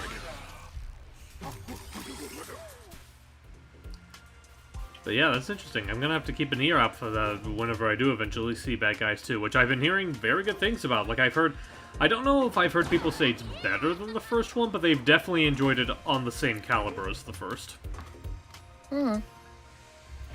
Yeah. Yeah, I've already seen it. I enjoyed it. Yeah. I mean, I'm not somebody that goes to the movies all that often either, but it's like, it's always so nice. It's just so nice when you hear a voice you know. Like, not a movie thing, but hearing Roger Craig Smith just show up randomly in Kingdom Hearts 3 was kind of awesome. Oh, that's right, because Oh, yeah. I think he voices one of the army men in the Toy Story world, right? He does, and it's just like, Roger, my boy! I thought he voiced those soldiers from the Monster Incorporated world. I don't remember if he's in the Monsters Inc. world, but he's definitely in the Toy Story world. Right, I do remember that much at least. Because, like, I heard it and I'm like, wait, is that? No. Is it? It was. You want? I'll check. Let's see, do I have enough gold to feed this guy?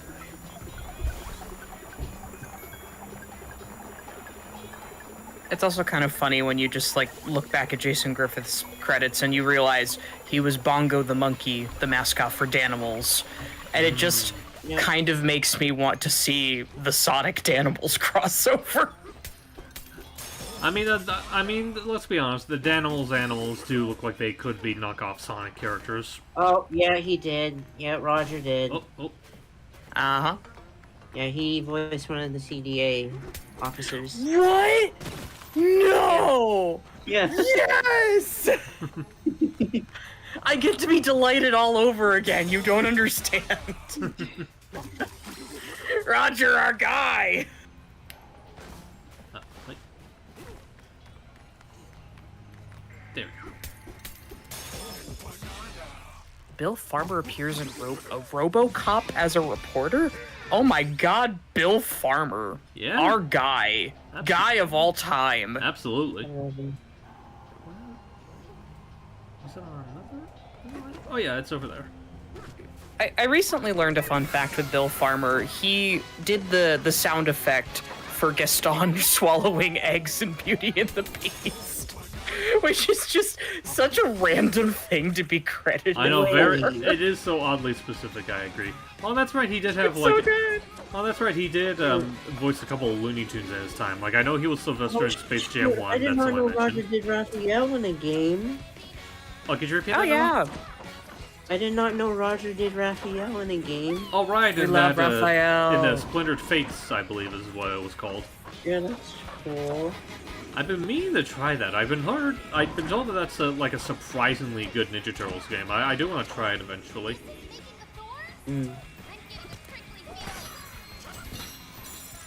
Like, I know there's a couple of interesting actors in that. Like, I want to say Yuri Lowenthal is Michelangelo in that game too, or am I thinking of a different game? No, you're right. It was Yuri. Okay, I figured so. yeah. I can't say I know a ton about the Ninja Turtles cast, but every time they have voice acting, like, it's really good. Actually, this reminds me, speaking of Ninja Turtles, so my brother and I decided to have a movie night this week because, you know, popcorn, movie, having fun, good time. And we watched Sonic 3. And my brother is also a really big fan of the modern iteration of DuckTales. And so he finally, after 2 Sonic movies, connected the dots, and he's like, wait a minute, that's Dewey Duck! And I'm like, yes, Yep. yes, that is. Yes, yes, it was. This relates to Ninja Turtles because he's also Leonardo in Rise. in Rise of the Yeah, TMNT. right, the Rise one. And funny thing enough, Just- regarding DuckTales, one of the antagonists in that show, Mark Beeks, also voices Donatello in that show. That's Oh nuts. yeah, oh yeah, him too. Gosh, you think there wasn't you think they were connected? I don't even know. But it's like I love that so much. Like, man, this guy is just Ben Schwartz. Is it Ben Schwartz? Yeah. Am I getting his last name right? If you're talking about, like, for Sonic, yeah, it's Ben Schwartz. Yeah. Like, that guy, he's just destined. Well, not destined. He's just determined to voice all the blue 90s characters. I do remember someone making that joke of him, yeah. I'm pretty sure he's made that joke of him.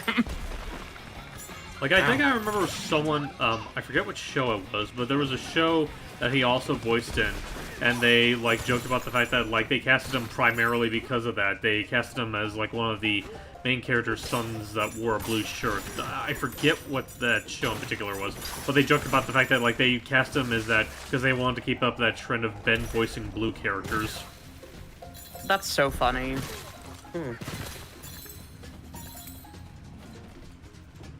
As long as he's not the only guy voicing blue characters, like, let's be clear, we gotta give other people a turn.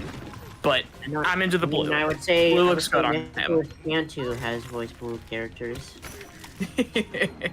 You know, that would be a fun challenge as a voice actor. Like he's Gumball and Leonardo. Yeah. So, like, why have I never seen a trend where it's like, hey, voice actors, show me what characters you voiced in every color of the rainbow? Because I feel like that would be a really easy social media engagement thing, but at the same time, I have green. Well, hang on. Let's track through that. We have Venus. That, you know, it's obviously green, or maybe brown if you want to take into account her skin and hair. Yeah, but if I'm taking, like, specifically rainbow and, like, most prominent color and design that is not your skin tone, like, I would count her as green. Okay, well. So, like, if we're counting just original characters, I have green, and I've got blue, and I think I have pink. I think right now for me, I have purple. I voiced You the have character. purple? Who's your Yeah. purple? This character. His name is Lenny. Oh, hang on a second. I do have a Gotta double check on that. an real art quick. of him. Hold on, let me find it. Yeah, it's just interesting to think about where it's like, hey, you know, when you talk about a voice actor, is there, like, do the characters they voice tend to be in similar categories or look the same or have similar palettes, or are they all over the place? I think that would be a really interesting thing to just observe for a little bit. Just for the hell of it. Oh, this guy. Noah, he's so cute. Yeah, of course you're voicing that character. This makes perfect sense. Yeah, honestly, like that whole notion of like seeing like what the color of characters you voice, I feel like mine would be very limited at the moment because like I have at least 3 characters that are like primarily brown, like Hector, Cheswick, and Crash Mancheeks. And then aside from that is gray for Wilco, but you could also like. Actually, I was about to say brown. You could argue his is like maybe kind of like a navy green or whatnot to his shirt, but regardless, yeah. Regardless, I can't say I'm particularly like, you know, wide of color range with my characters either. Although I also feel like I need to find more characters to voice in general to help rectify that. I hadn't really It's goals. I hadn't really keep up with my colors. But I do want to voice more. Well, yeah, I think that's every voice actor, honestly. We just want to do our thing, voice a lot of characters, get to have a lot of experiences, pay the bills. You know, pursue the love of the craft. Right. Mm-hmm. Oh, that is a boss. Oh, yeah.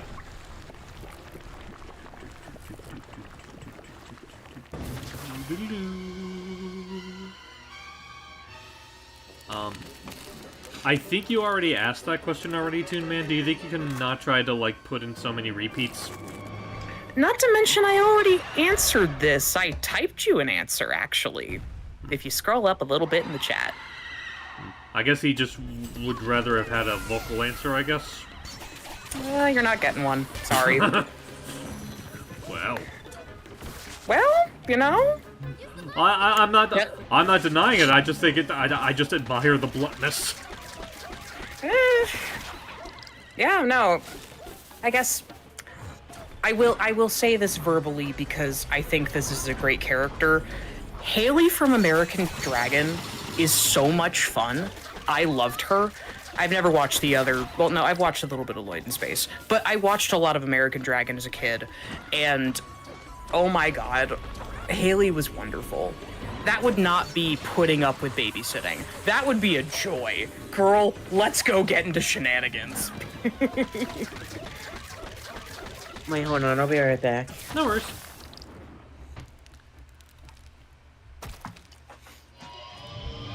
Yeah, that'd be interesting. Like, I know I definitely watched a lot of American Dragon. Like, I actually, a couple of months ago, like, binged through it all ever since I binged through it a couple of months ago, just because I've been kind of, like, very sporadically been doing, like, a lot of Disney Plus binges. Like, just the other day, I finished binging the first 2 seasons of Gargoyles. Oh man, what'd you think of it? Oh, I love Gargoyles. Like, I think, like, the first season's very solid, second season really good, very long, like, I think longer than it has a right to, but from what I've observed, apparently a lot of that is due to, like, network interference. Like, apparently it being as long as it is was not what the showrunners intended for it to be. And that's not and that's even before you get into, like, the supposed chicanery that went into making season 3. But yeah, as a whole, I still really love Gargoyles. Like, I think next to Darkwing Duck, it's probably my favorite Disney afternoon show. Yeah, no, that's pretty cool. I've never seen a majority of Gargoyles. I've seen bits and pieces a la clips, because sometimes you're scrolling and sometimes that stuff shows up. But, like, I haven't experienced it in full. And one day I would love to, but not today. Oh, that's fine. Honestly, that's fine. Like, I hope you are able to enjoy it when you do get to it. Like, definitely with Season 1. Season 2, you definitely might want to plan out, because I'm not kidding when it comes to length. Like, I think... So, like, Seasons 1 and Seasons 3 are both, like, I think around, like, 12 to 13 episodes each. Season 2 is, like, somewhere in the 50s, I think. I believe it. That may be a bit of a long commitment for me, just for the sake of, like... I took 5 months to get through Kirby. And that was 100 episodes. That's fair. Oh my god. But every single one was really, really good. Like, so I have no complaints, no qualms about that. But yeah. Nah, it's just like, man, I don't have the patience to binge a lot of shows or, like, you know, spend a lot of time on television these days. Like, when I was a kid, I could go on and on for hours, but, you know, I'm just not built that way anymore. It's okay. It is okay. I think at some point, oh, that graphic of Grumpy Kong. Yeah. Oh, him watering the flowers is so good. Yeah, the Voico in general is just really good. Like, I think, and I know Poppy's the obvious VMP. Grumpy, I think, definitely deserves more credit than he's due, considering, like, a lot of the things you learn about him. Like, Voico is funny. Like, in terms of, like, character depth, I would argue he's probably the flattest of the three, but he's definitely just entertaining in his own right in spite of that. Yeah, I think it's less that he's flat and more that he's very monotone. Because it's like, I think there's a lot of interesting things his character offers, and there's definitely a lot of interesting things you can do with him, like, a fan sense if you want to, like, dedicate your time to that. But yeah, no, it's like another stone-faced Kong. Well, actually, no, do we have a stone-faced Kong other than him? Well... Because, like, even Cranky's, like, on the funny side these days. Well, I was about to say, like, what exactly is your, in this context, what is your definition of stone-faced? Because I'm not quite sure if I'd entirely rule that up to Void Kong. That's fair. Yeah, no, I don't... Okay, it's like... I don't know, when it comes to, like, Grumpy in particular, it's like he's very much like the straight man. He's very annoyed with people. He's very reserved, very quiet, very keeps to himself, very tough. Right, he's the most straightforward out of, putting aside, putting aside how, kind of, I'm trying to say, like, he definitely is, like, the most, like, you know, straightforward when it comes to, like, his thoughts compared to, like, the others. I'll give you that much. Yeah, I don't think there's any other Kong in any of the Donkey Kong games that's quite like him. So I appreciate him for that reason. Like, he's different. Yeah. Alright, I'm back. Hey, Noah. Hi, Noah. Hi. Yeah, I'd say that's a very good descriptor of, like, how I would, you know, classify, Grumpy Kong in that aspect. And then, of course, like I mentioned, I know Poppy Kong goes without saying, because, like, without getting too in-depth, there's definitely elements of her that definitely make her stand out as an antagonist, at the very least compared to other Donkey Kong antagonists that we've had, which is really fun to see in action. Yeah. You know, in some ways, she's kind of like... It's really interesting to me that Poppy and Grumpy are here together, because it feels like you split Nastasia from Super Paper Mario in half in order to get them. Like, they've got a little bit of pieces of her that I really like, which is good. Yeah, I guess I could kind of see that, where it's like she definitely has, like, the... Actually, yeah, I might... That is an interesting comparison. Like, I never thought about using the Nastasia in particular. What's also kind of a funny thing, just go onto the Paper Mario side tangent. Like, when I was younger and I played through Super Paper Mario, like, I had no idea what the pronunciation was supposed to be, so I just kept referring to her as Natasha. Honestly, I didn't know how to pronounce it either, but I went in a different direction, where it's like, you know, Natasia. Like, what even are Paper Mario character names? Like, let's be so real with ourselves. Yeah. Uh-oh. No worries. He's got this. He's a professional. I mean, I like to think I am.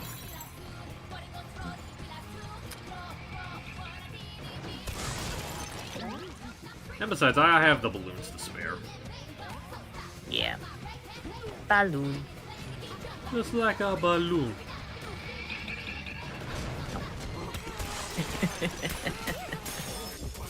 Alright, what was I about to look at? I had a thought, and now it's gone. Aw. It will come back, but I'm not sure it yet. will. Oh yeah, Kat, did you get my DM message earlier? Yes, I did. I am so sorry. I have not read through what you sent me yet, but I will. We are going to think about it. The answer is probably going to be yes, but I just want to read and double check to be sure. Okay. Thank you. Much appreciated.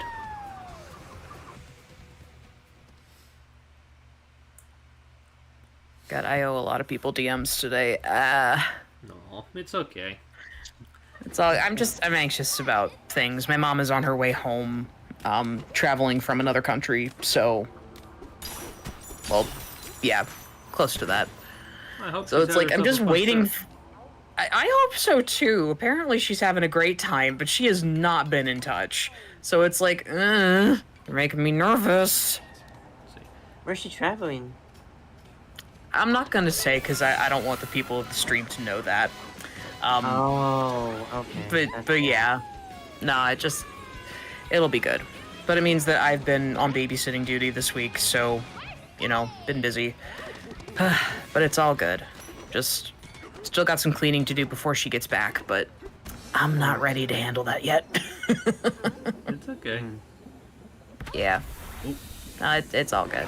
Is this really my first time seeing the teleporter? I thought I got it earlier. Ew! Ew with eyelashes!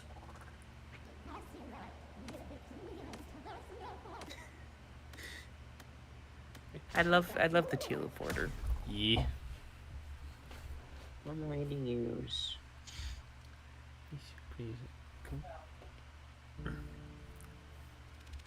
Alright, so now that I went and did the Forest Layer, now I'm gonna backtrack and do the Freezer Layer, because technically I need to do both of them so I can be able to access further down into the game. I know there are some speedrunners, so people that speedrun this game are like insane with like the things that they found, but like I know it's possible to skip like one of the layers entirely just to press forward, but I'm not gonna do that. Steve's gonna play his way. Exactly.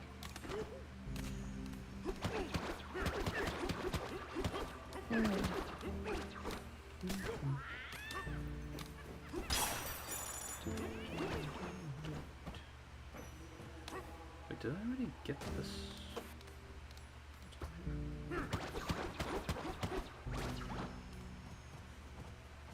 Okay, yeah, I already did. That's fine.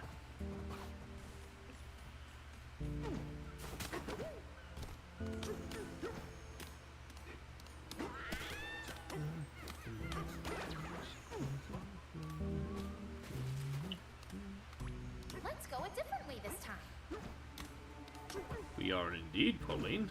Now to the freezer area. To the freezer to get ice cream! I mean, they do sell ice cream down here. I don't know if it'd be like perfectly, if it'd Snow be like cone? super smart to.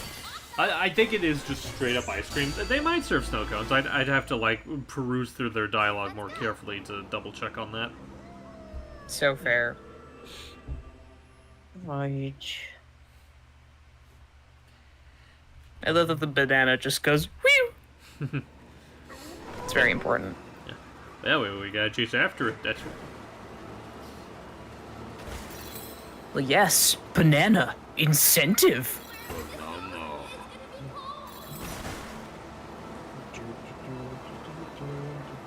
guess it's also just a matter of, again, unless you're like a speedrunning type, because the thing about the bananas, I don't know if I mentioned it in this stream, but for people that have played the game, you technically don't need a single banana in order to actually beat the game. Like, the only reason for getting them is purely if you want to, like, upgrade Donkey Kong's skill tree. Which is a good thing to do, but not necessary. Right. And I just know that, like, because of that, like, whenever you see a lot of people, like, try to, like, set records when it comes to speedruns, like, I think aside from maybe, like, one upgrade they get, like, people don't touch, like, a single banana when they try to blaze through this game, which is kind of funny to me.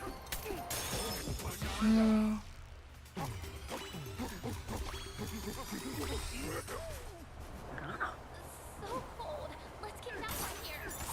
Man. Banana. woman. What are we doing? I don't know. I'm game for it. Trying to, goobers. That's trying to- being a goober, yeah.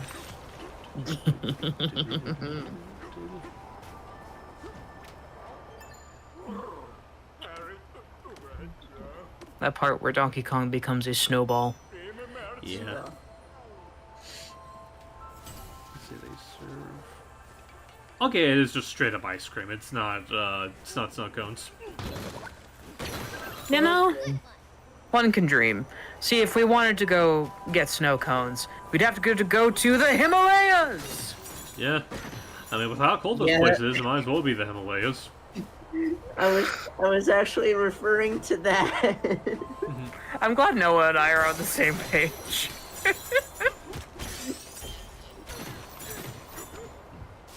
It's using mainly my fists. I'll dig a tunnel under the city and release Pauline into the wild. Shoot, what is this reference? Oh, it's supposed to be the spoons thing, where it's like, using mainly spoons, we'll dig a tunnel under the city and release it into the wild, and then Sully, because he's just that awesome, just slow turns, spoons. Right. It took me a minute. I'm like, is that Emperor's New Groove? No, that's Monsters Inc. Yeah.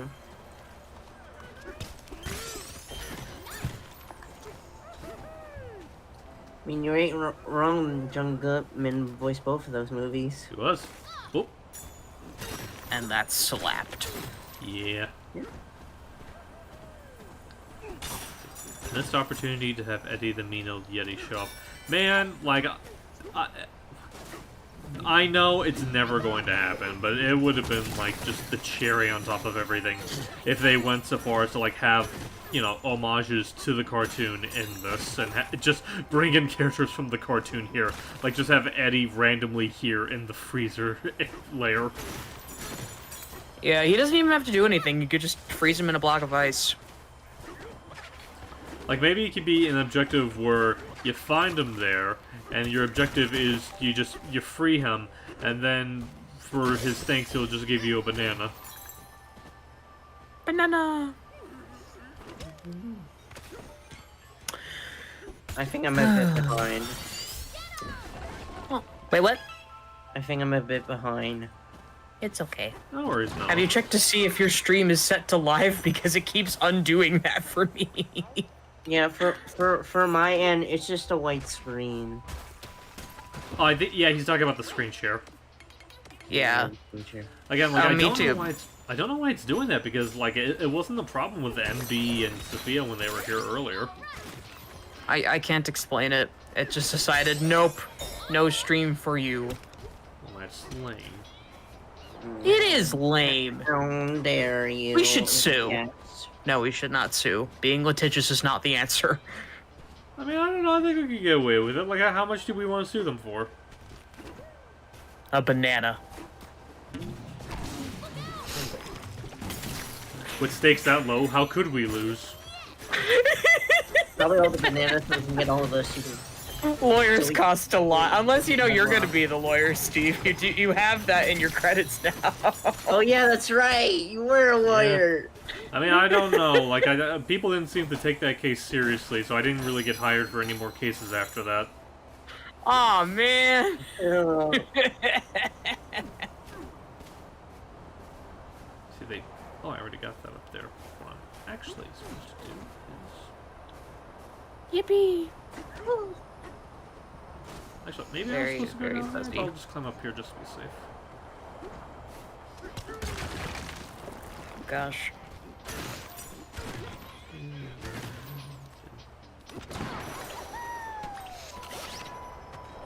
Yeah. Okay.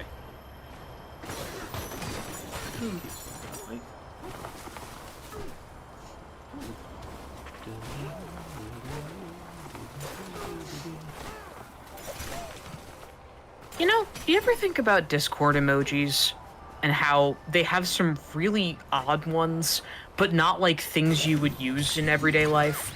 Any particular examples sticking out to you? Yeah, why is there not just one for soup? Like, just generic bowl of soup. That's true. Why isn't there one? You mean like certain food? Yeah, like food is a big one. I remember back when Skype was a thing, and oh my gosh, Skype being a thing, let me tell Yeah. you. They didn't have an emoji for cookies, which I think is weird because internet culture has so much cookies. So many cookies. Oh my gosh. Yeah, that is weird. So when I would, send emojis to my friends back on Skype, because I was a silly teenager and this is just what we did, I would be like, here, have a cookie, and I'd send the emoji of the pizza, and they're like, that's a pizza. And I'm like, it's an Italian cookie. I mean, I'm not gonna say All no of these to a things are pizza. incorrect. I mean, listen, whether or not it's incorrect, I'm not gonna say no to someone handing me a pizza. Sheesh. Exactly. Some people want a more sweet experience than that, I think. But, my point still stands. Like, it's just interesting what different things will include and different things will leave out.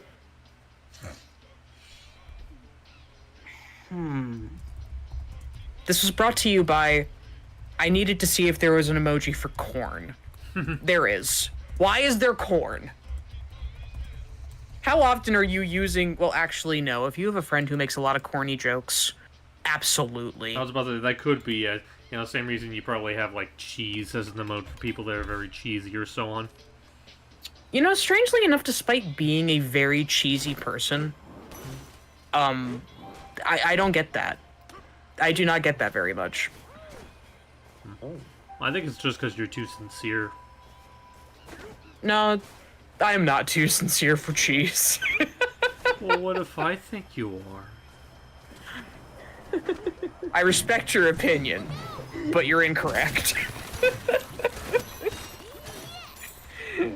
I mean, granted, because of the last time that I streamed, somebody in one of my servers has now made a bottle of Fabuloso into an emoji, and I'm just like, stop reacting to everything I say with Fabuloso. It's become something of a bit that it's slowly driving me insane.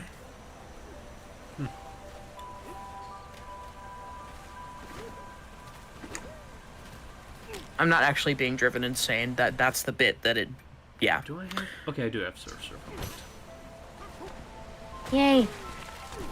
What would you like to see a Sonic X DC sequel? I mean, honestly, I'm not really... I mean, I say this having not finished it yet. I know it finished a while ago, but I have not read the final issue. But, personally speaking, I'd be content if it was just a one-off. Like, I don't know if I necessarily need there to be a sequel. Yeah. I mean, honestly, I haven't even read it. I've just seen bits and pieces that people have reposted over to Tumblr. And it looks fun, but I don't really care about DC enough for this. And that's Not fair. really crazy. Not really crazy for DC. Ooh. As often. Like, I say this as somebody who actually likes a little bit of DC, and, like, I at the very least, a little bit of Batman and Sonic and the Flash interacting is very fun. Yeah. But it's just like, I don't need more of that. Right. But I guess, like, if I did have to come up with more things I would like to see in the crossover, characters that weren't there would be interesting to see. Like, I wouldn't mind seeing, like, maybe the rest of Team Dark or, like, the entirety of the Chaotix in it. One thing I'll say, this is primarily a me thing, because anytime I bring it up to people, they're either on board with it or think I'm weird for bringing it up. You know how, like, one of the big marketing things with the crossover is having all the Sonic characters dress up as, like, their DC counterparts? You know, you have, like, Shadow I dressing up remember as Batman, and Knuckles as Yeah, Superman, and so on. Plushes and figures of them. Yeah. I'm weird in a sense of I want to see the inverse of that. I want to see, like, I want to see Batman in, like, a Shadow onesie or Wonder Woman dressed up as Amy Rose just for the sake of, like, coming full circle. Like, honestly, I'd love to see, like, a mix of their superhero looks with the Sonic looks. I think that could be really fun. Like, kind of like how Hatsune Miku has that Sonic outfit she occasionally wears. Oh, right, the Something hoodie? kind of like that. Yeah, the hoodie. I love the hoodie. Oh yeah. It's just like, no joke, when I was but a wee child, I really wanted to have that hoodie IRL. I specifically saw a fan art, I forget who it was by, but years ago, of someone who took that hoodie design and made it werehog. God, I want that. I wish that were real. Give me a werehog hoodie. I would never take it off during the cold months. I feel like if it would be a werehog, it'd be more of a parka. Exactly. You get me. I've considered making something like that for a doll because, like, I just don't have the materials or patience to do that for cosplay. But, like, come on, that would be fun. Yeah, it would be pretty amusing. But yeah, it's just like, I think that there's a lot that you can do with crossing over outfits and crossing over characters. Like, where's my Rouge and Black Widow? Hi. See me. I mean, that would be pretty interesting. Like, I'm sure that exists somewhere online. Just a matter of if you're brave enough to try and find it. I've seen a few with Sonic with Marvel. Oh yeah. Right, Sonic and Marvel I know is fairly popular, like particularly pairing Sonic with Spider-Man, you know, considering how very similar their personalities are. Yeah. I mean, let's be real, I think it would be more interesting to have Sonic and Tails put together with Spider-Man, because he's kind of got a little bit of both of them in there. Yeah. So Tails would be Miles Morales? You probably could, yeah. That's not the direction I was going to take that in, but I respect it. I mean, I think there's a degree of sense behind that. Yeah, I think, honestly, Miles and Sonic, I think, go together a little bit better for me. But, like, because Peter Parker's a nerd. Okay, yeah, good point. I mean, let's be honest. Sonic selectively can be a bit of a nerd himself. Oh, absolutely, he totally can, but, like, come on. Tails and Peter Parker would hit it off. Those two would be besties. They'd be making stuff together. It's adorable. There's a lot of characters I can picture that can get along with Tails. Oh, yeah. Well, I mean, Tails would have so many friends if people were, like, not weird about him. Like Donatello. Yeah. Or Launchpad McQuack, or... I mean, it also helps that, like, Tails' personality is just, you know, generally very approachable to, like, as long as the person in question is not flat-out horrible, I could see them forming, at the very least, an acquaintanceship with Tails. Yeah. No, like, Tails is the character you would want to be friends with. Yeah.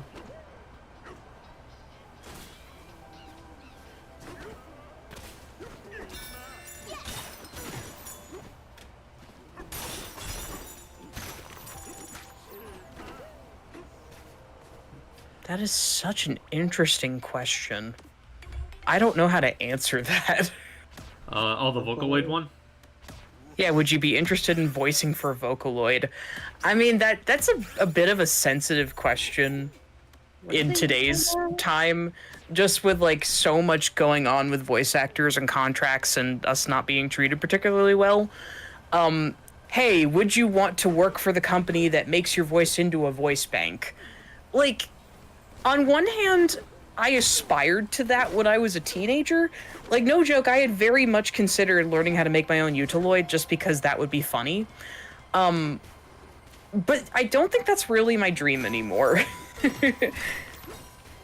Like, it'd be one thing if I made it and I was the only one who had access to the voice bank, because then it's like, oh, I could, you know, do something where it's like a really interesting reflection with my own voice and a digital voice singing together. But it's like, in today's era, I feel like there's, you know, it's not quite the vibe. Right. Well, it's just like you look at, you know, Hatsune Miku's voice actress, because, you know, the person who donated her voice to that bank, is she getting work nowadays or not? Because, you know, she's Miku. And, like, once you have Miku, you don't need to get her again. And, you know, there's a real conversation to be had about that. I don't want to make something that makes it so that I cannot do what I love anymore because people just have access to my voice whenever. Like, no.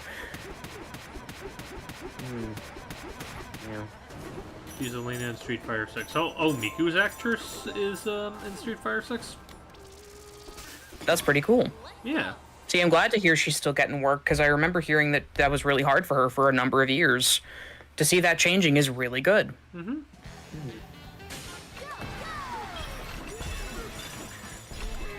But yeah, they'd have to, like, pay me and have me set for life to get me to do something like that. Which I do not think they would do.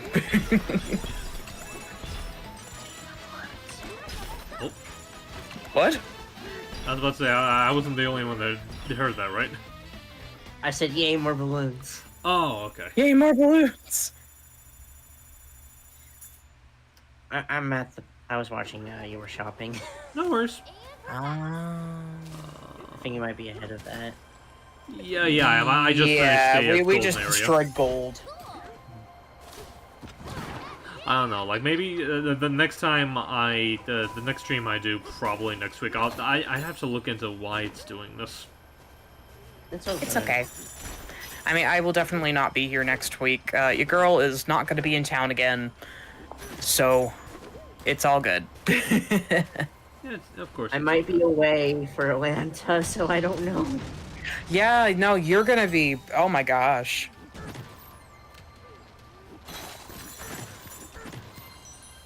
A banana. Oh, that's a really interesting question.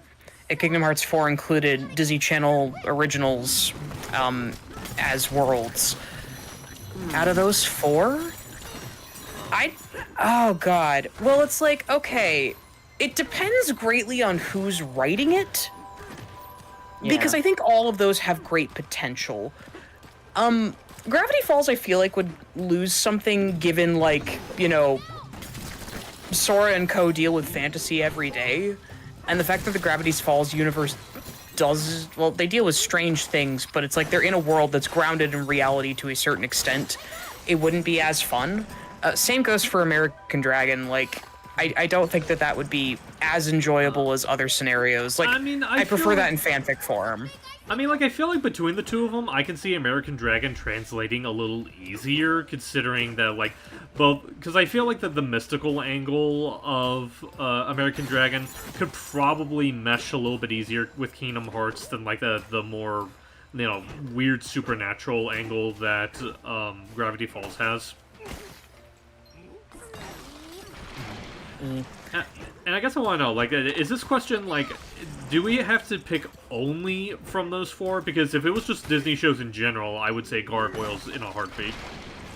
Yeah, Gargoyles would be really fun to see in that context. I think... I had seen a comic with Darkwing Duck before. A Darkwing Duck would be fun. Like, I don't know if I want an entire world based on Darkwing Duck, but definitely him just showing up occasionally as, like, just a little, like, occasional helper, or you know what, maybe a summon. See, I think it would be fun, like, because we've had a bunch of the ducks from throughout Disney history. Like, we've had Scrooge, we've had the triplets. I think it would be really fun to have Darkwing Duck in that kind of a context, where he's in one of our hub worlds, you know, running amok. Right. One idea that I've always had, because I remember just for kicks, I've toyed with the idea of, like, what my hypothetical Kingdom Hearts 3 would be before 3. Actually, I meant to say 4. Basically, my hypothetical entry in Kingdom Hearts would be, I had this idea of incorporating Launchpad McQuack, but he would be kind of like the apprentice of Chip and Dale, just because I like the idea of, like, the 2 little chipmunks bossing around the clumsy Launchpad. I think that's great, actually, and I would want to see that. Oh, that might be interesting. Yeah. Gosh, thinking about it, I mean, out of that list, because I do want to actually answer your question, I mean, I really love Phineas and Ferb. I think it's great. And frankly, I think it would be really funny, given there are so many Disney Channel actors that are a part of Kingdom Hearts as a voice cast. I think it'd be really funny to, like, get that voice cast involved. Like, Ashley Tisdale in Kingdom Hearts, that'd be funny. Oh my god. It's a little funny that the Isabella voice actor voiced Kairi. Yeah, like give me Isabella and Kyrie interacting with each other. That'd be so funny. You know, I Oh, just yeah. thought of something, like, I know it's not on his list, but in that same spirit, Amphibia, just because Goofy and Hop Hop have the same actor. Yep. Oh, you look familiar. Yep. Yeah, they actually did some. I like to cut your jib, dog boy. I think they did the same with Hamster and Launchpad. Yeah, like it's just it's With good Hamster and stuff. Pedal. Yeah. I don't know. Like also if you do Phineas and Ferb, you do have the potential for a little bit of Weird Al in there. Because not only did he voice in Phineas and Ferb, he also is in the sister series, Milo Murphy's Law, as Milo. Yep.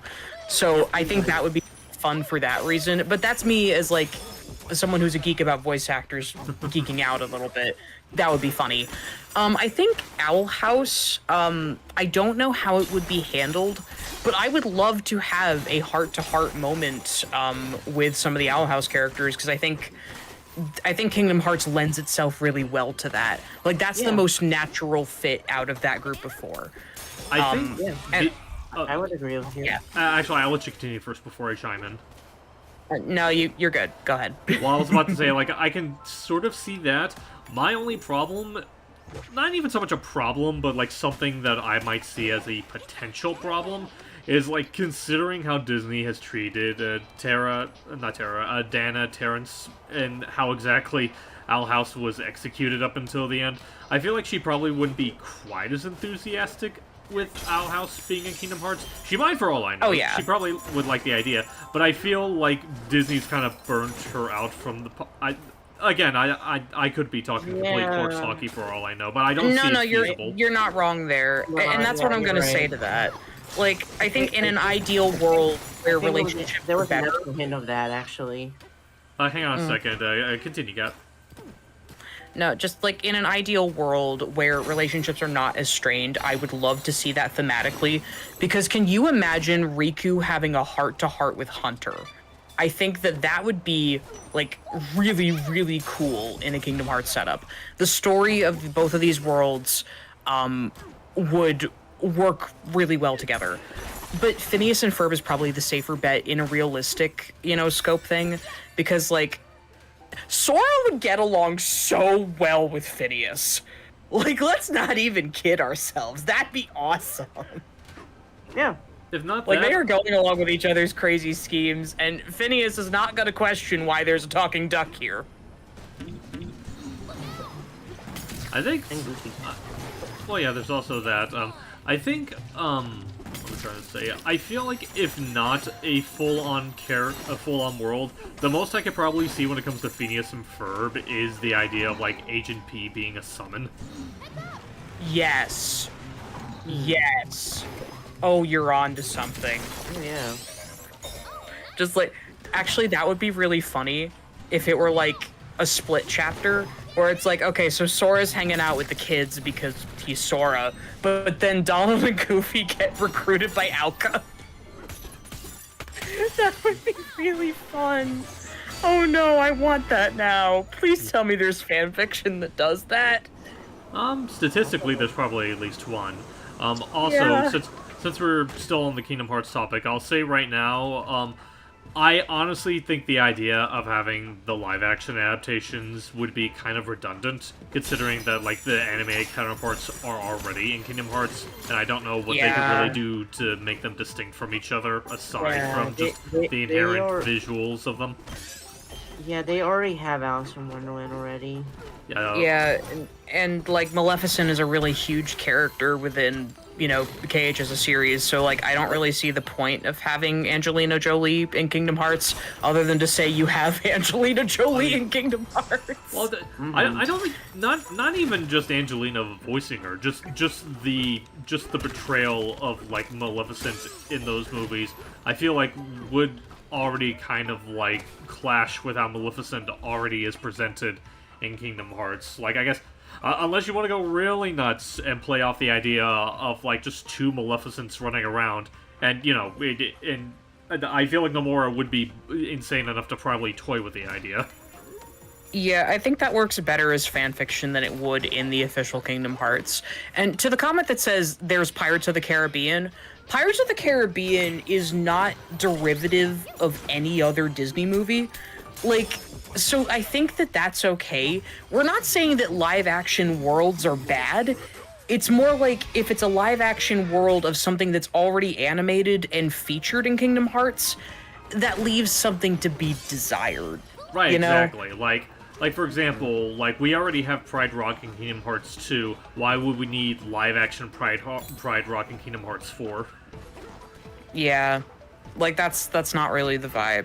I mean, if you wanted to take some elements of, like, I don't know, live-action Mufasa and, like, do something that looks like the older Disney animation with that for KH4, that could be okay, but, like, I have no interest in that. I'm gonna be so real with you. Yeah. I don't love the Disney live action things. I feel like they kind of spit on the animation and everything that its history has and everything that it stands for. It's like, you know, not into it. Oh my god. I have never seen the Eddie Murphy Haunted Mansion, but I would love some worlds that are Disney ride inspired. I don't need... I mean, to be fair, Sorry, go ahead. To be fair, you could argue Pirates of the Caribbean already is. Yeah, no, Pirates of the Caribbean is already that. Just, you know, dialed up to, I don't even know what number at this point. But, like, I don't know if I need the Murphy's Haunted Mansion or the Rock's Jungle Cruise, in this game. Like, Pirates of the Caribbean is enough for me. Sometimes that's overstepping it and overstaying its welcome. I just think it's funny in Kingdom Hearts 2 in particular, where it's like, oh, look, it's Goofy next to Johnny Depp. Like, what else? What other series can do that? That's great. Yeah, there's that. Did anyone mention Indiana Jones? Like, Indiana Jones would be really fun, but also, like, just given the topics of that world, I'm not sure it would be a great fit for Kingdom Hearts. I also feel like Indiana Jones might be a bit of an odd thing, because that goes into the whole notion of, like, where do companies that are owned by Disney but weren't made by Disney, where would that technically stand? Like, I know there's people that, like, theorize that when it comes to, like, a Star Wars world or a Marvel world or so on and so forth. Yeah, and not to mention, like, especially with Indiana Jones, where you're dealing with real-world elements as a really prominent part of that series, like, don't get me wrong, I'm here for kicking some bad guy butt, but I don't really want Sora to have to fight Nazis. Like, if you want to go draw him punching, you know, for your fan art, that's great. But I don't need that being handled in official media. That's a lot. It is a very interesting area to go to when you, like, consider the prospect of, like, because we have Pirates of the Caribbean, and that definitely is, like, you know, teetering the line of, like, how realistic you can get away with Kingdom Hearts. I feel like Indiana Jones is just, like, the next level of maybe we shouldn't cross that line. Yeah. Like, it's interesting to think about, but I think there are some things that I prefer are handled by fans doing fan works rather than officially, just because I think that they're flavors that are easier for fans to capture or require a lot of nuance that I don't think a big company like Disney would handle with nuance or thoughtfulness. Like, I feel like it's going to be watered down and sanitized and, oh god. Well, to be fair, like, as far as that's concerned, I think it really is just kind of dependent on, like, you say Disney, I figured, like, it's more so Square that usually, like, handles a lot of that, you know, narrative details, because it's, like, obviously Disney has a say of, like, what is... Because I know Disney probably has a say of, like, what is put in Kingdom Hearts, but I feel like what they actually do in Kingdom Hearts, I want to believe they have a little bit more flexibility with. I'm not so sure about that. And this is why I say this.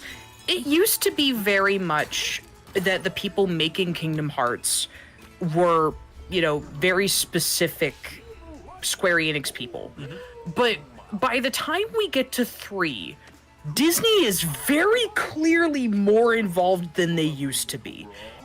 evidenced by a bunch of the way that the worlds were handled, but especially Frozen. Oh yeah, like God. Frozen. Well, Frozen and some people argue Tangled to an extent, but I know Frozen is more egregious about just the fact that like, whereas the other worlds they like take liberties, or in the case of like the Pixar worlds, just feel like entirely different stories. With those two, no, it basically is just kind of the film mostly verbatim, just with Sora in the corner. I did Yeah. like the Big Hero 6 one. Yeah, Big Hero 6 was pretty cool.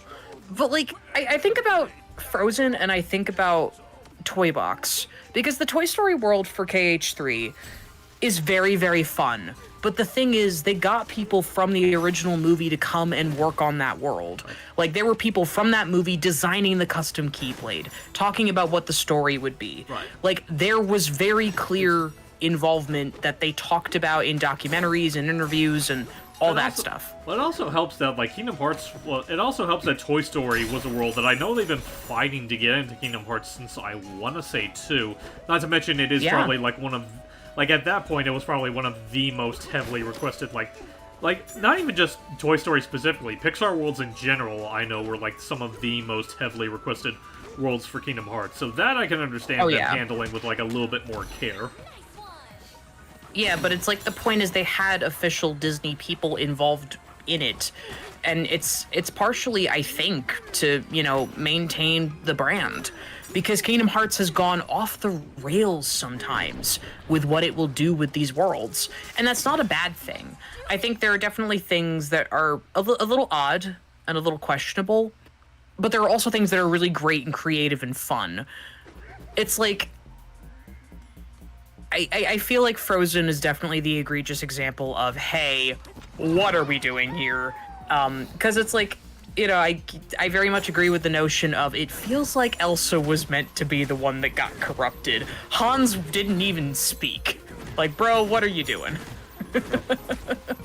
But I digress.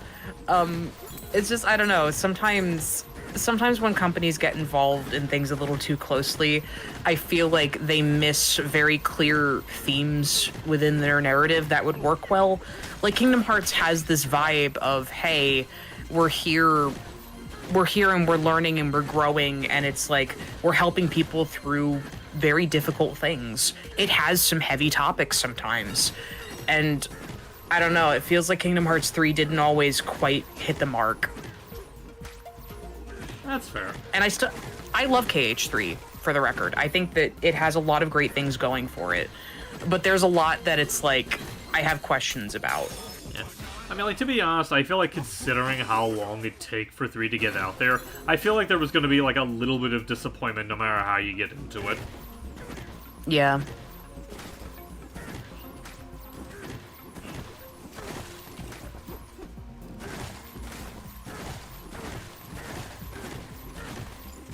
It's just, it's really interesting to look at the different things that we handle within these medias.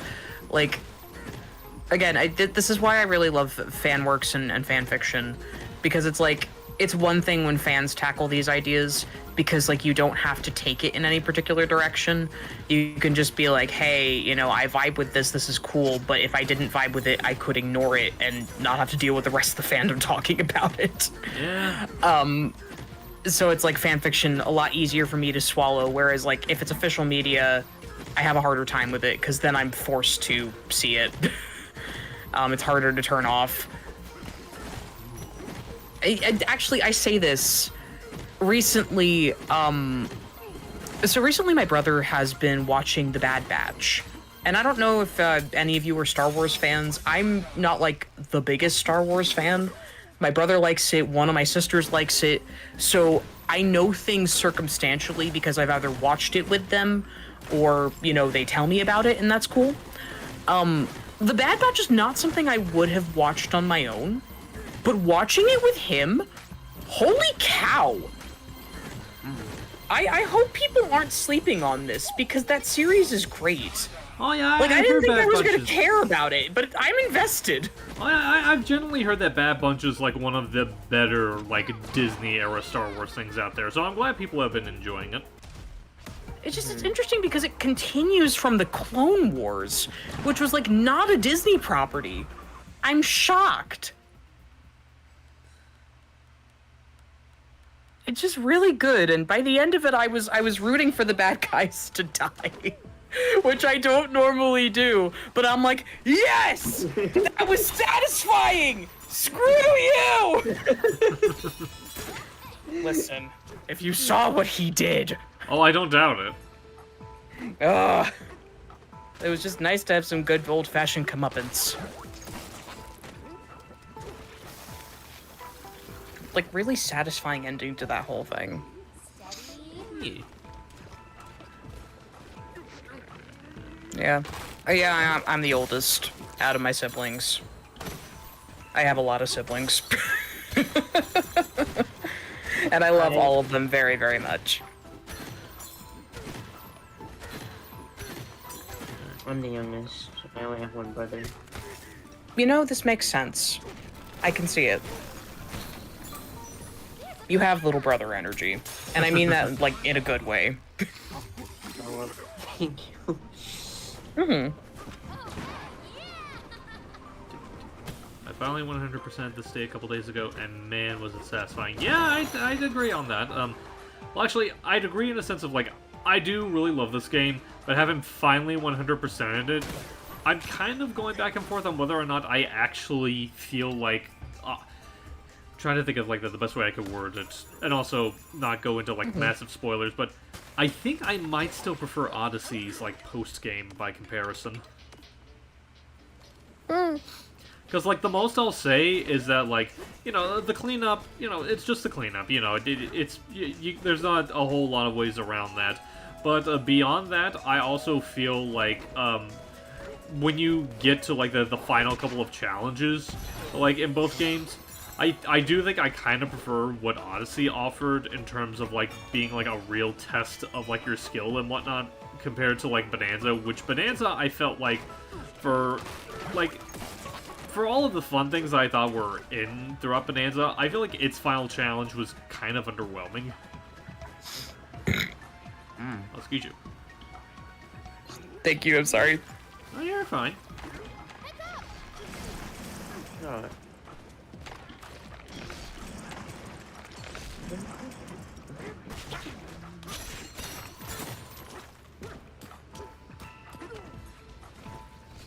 Yeah. Let's see. How would Marvel Worlds work? Honestly, I'm one of those people that, like, I don't know if I necessarily want Marvel Worlds in Kingdom Hearts. Like, I'm already, like, very wary about the idea of Star Wars being in Kingdom Hearts. Like, I'm sure they can make it work, but that's not necessarily an IP I feel like I necessarily want to see in the world, because I say this as someone that's kind of more of a casual observer of Kingdom Hearts than, like, an actual fan. Like, I kind of treat Kingdom Hearts in a similar vein of how I treat Splatoon, in that, like, I get more amusement out of seeing my friends talk about it than I do playing the games myself. That being said, when it comes to, like, worlds based on properties that Disney owns rather than made, I feel very selective about them. Like, I think the only one I would probably like to see, like, actually work would probably... And this is mainly from, like, talking with my buddy Tyler about it, because he's a big advocate of having them be in the franchise at some point. But I honestly would be very amused to see how the Muppets would work in Kingdom Hearts. And the idea that I had is, like, my buddy Tyler had, like, an entire campaign planned in mind, but personally speaking, I feel like what I would do for, like, a Kingdom Hearts for like... Oh, there we go. When it comes to, like, Muppets in Kingdom Hearts, I would kind of treat it similarly to, like, 100 Acre Woods in the previous games.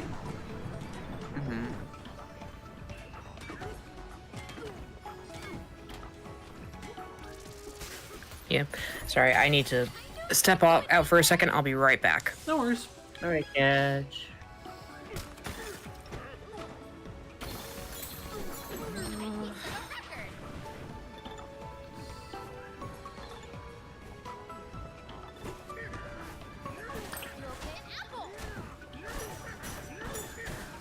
Okay, it's just a dome, I thought.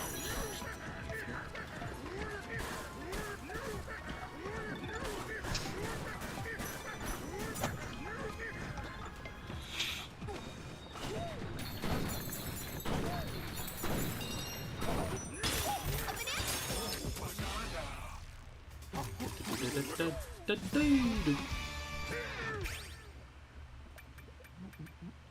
we're gonna get that. Let's see. Odyssey to me, can get frustrating with getting all the moons and purple coins. I refer games like Bananza and Origami King, where getting everything is satisfying and relatively simple. I have not played Origami King myself, so I cannot vouch on how much better or worse that is by comparison. When it comes to Bananza, it's like, again, like, I still have my fun with Bananza. I just feel like in terms of, like, just a grand finale for getting everything, I feel like what they do in Bananza is kind of underwhelming.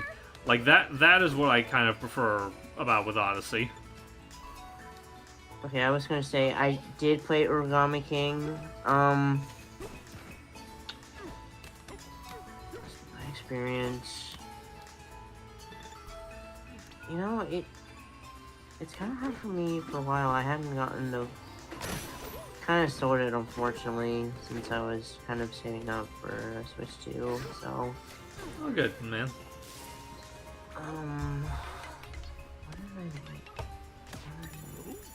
I don't know, I guess it wasn't memorable for me.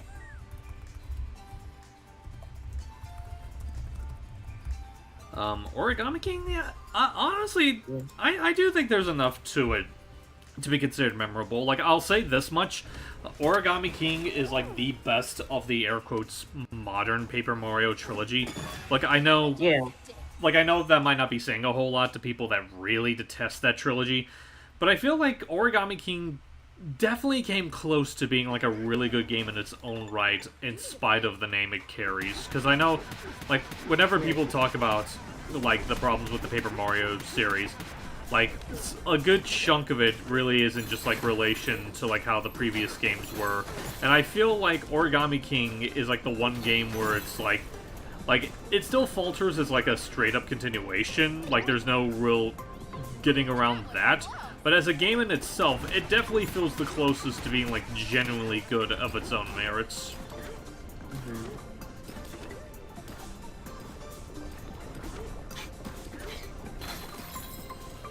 But again, I'd probably have to play it myself just to make sure, because, like, I played Sticker Star, you know, for better or worse, and I played Color Splash, which was better, even if there were some problems that I did have with it.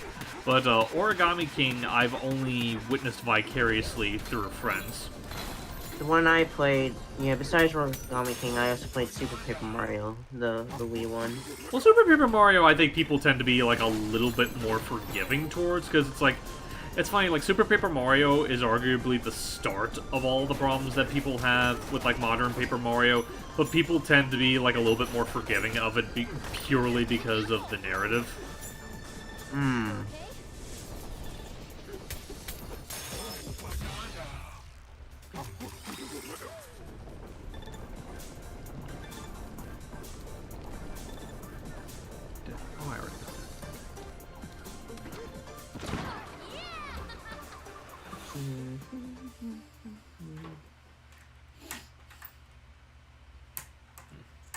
Why do Japanese companies turn to non-union LA talent for their English dubs?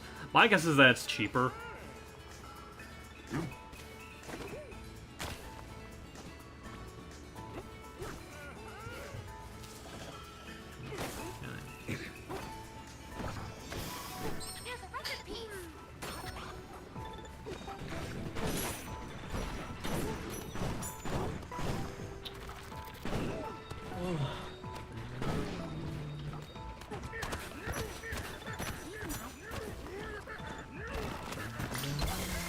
Oh, I was not expecting that lava.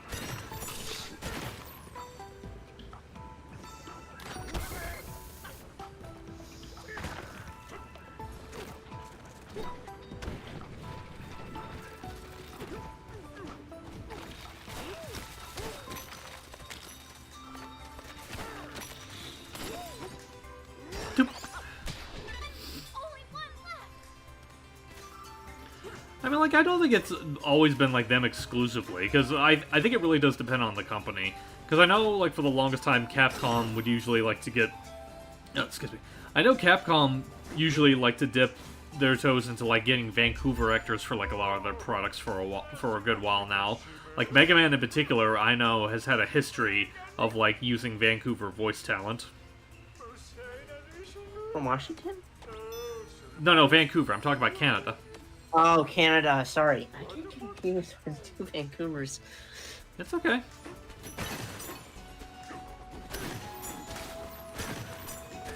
Did anyone but me collect that record piece by the intended means of the ice machine?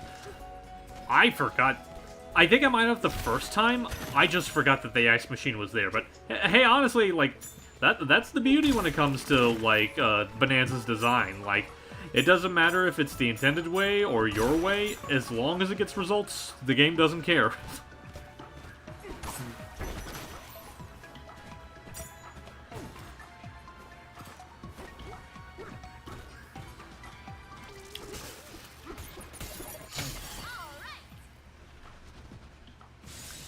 Except for Mega Man 11, they used non-union. I never said that they were, like, exclusively Vancouver. I just said that they had a history of using Vancouver actors.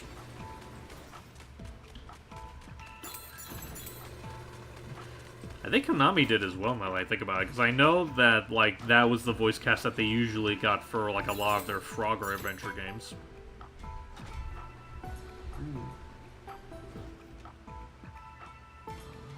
Uh-oh. Huh? Oh. No, nothing. I was smart. I just noticed you fold off by accident. Oh, no worries.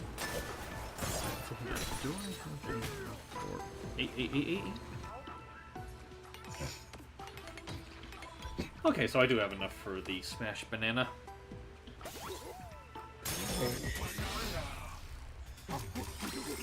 Gonna have to go back and get the one from the Forest Lair later, but for now...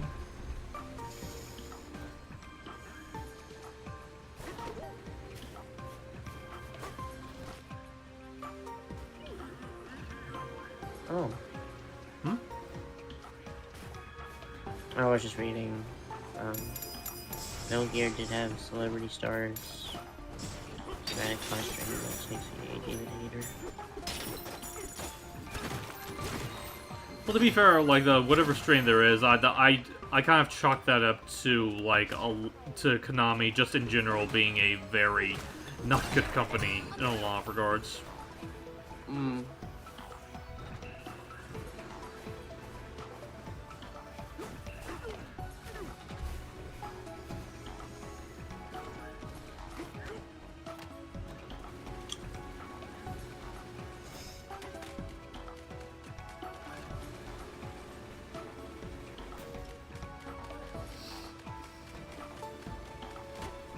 Oh boy.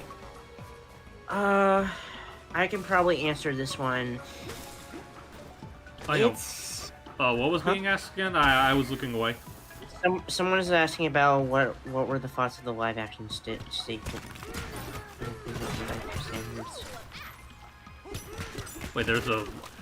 Oh, okay. They're talking about that was made.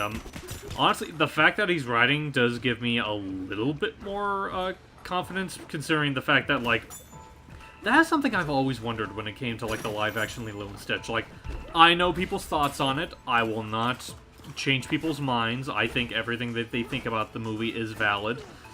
Yeah, I really want to hear... I did watch it. It's not bad, but it's not good either. That's what I'm gonna have to say about it. My thing is that, like, I really want to know what Chris Sanders thought of it, because a big thing when it comes to Chris Sanders is that, like, he not only voiced Stitch, but he basically created Lilo and Stitch, because, like, he directed, he wrote, and conceptualized the entirety of, like, the original movie. And I think he Stitch was excellent. Stitch was excellent. And I think he had a hand in, like, all the other, like, spin-off stuff, too, like the TV show and whatnot. So I'm genuinely curious what exactly his thoughts were about how everything in that first movie was... Well, not first movie. That remake movie was handled. Like, if he agreed with any of it or whatnot.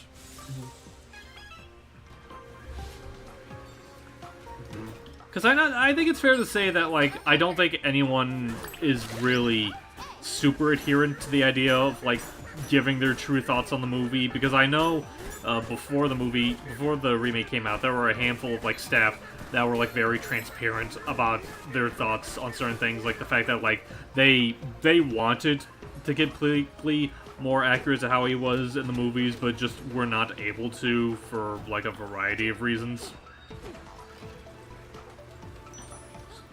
Those reasons being money. Yeah.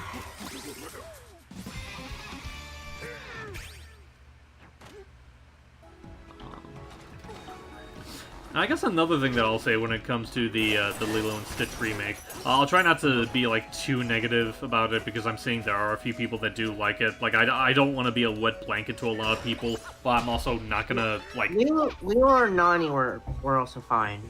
I'll give it that. Yeah, I was about to say, like, the actors I've heard were perfectly fine. Like, honestly, I really hope that people's reaction to the movie doesn't deter Lilo's actor from acting in the future, because from what I've seen, like, for what she was given to work with, she did fine. Like, I hope she's able to have, like, a good career after that movie. Yeah, same.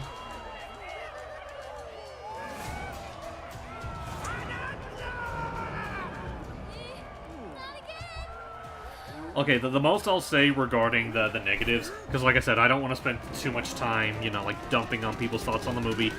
I'll say that I feel like a lot of the hate people give to it, saying this as someone that loved the original growing up and even dabbled in a little bit of the spin-offs, I feel like a lot of the hate is kind of justified considering what all was changed, and particularly what was changed in contrast for how the original film handled certain things. Again, that's as far as I'll get into it, so I'm just kind of in the camp of, like, I have my own opinions about the remake. I'm gonna try my best to not be a wet blanket to anyone that did get enjoyment out of it, but I'm also not gonna, like, if someone were to just straight up ask me, I'm not gonna, like, no, fake it for anyone's sake.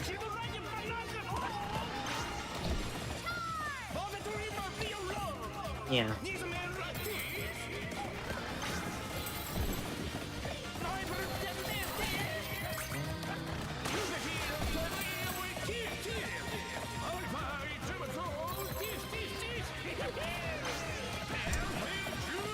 Oh, actually, I kind of want to go back to Kingdom Hearts for a moment. Would you see Zootopia as a world if Kingdom Hearts made a Zootopia world? I would not be against it, in a sense of I'd be curious to see how exactly they could make it work.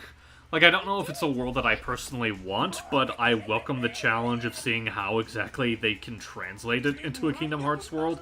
Particularly the fact that, like, so, like, you know, the whole shtick of Zootopia, you know, it's a city full of all these different animals. Like, changing Sora into another animal, you know, that's one thing, considering he's done that before in the series. How are they going to get away with Donald and Goofy in that world? Like, would they, like, just do the Pride Rock thing where it's like they just have like the proportions of whatever animal they're posing as, or would they like still be like their animal but just be proportioned differently to accommodate with like the consistency of Zootopia, like Donald just being like super short compared to like Goofy and Sora? I'm not sure we seen the ducks in Zootopia, have we? Oh no, there are no birds at all in Zootopia, and that's a thing that I know a lot of people have brought up. Oh, no worries, Ivan. I hope you enjoy I hope you have a good evening. Okay, I didn't realize that. Okay, yeah. I find it funny, just going to that real quick, like, something that a lot of people have found out when it comes to, like, people talking about it. Like, apparently it was either one of the producers, the director, I don't know who it was, but someone mentioned that, like, one of the reasons that why they didn't really consider birds for Zootopia is because they felt like the faces would not be, like, very expressive or something like that. And I find that funny, considering that, like, we have a company who, one of their big flagship mascots is an anthropomorphic duck. Yeah.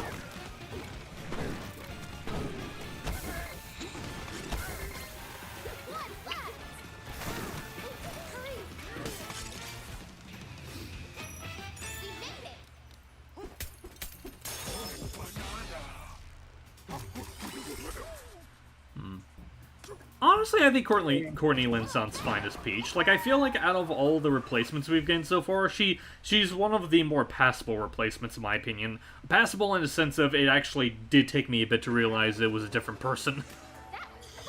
I know someone else.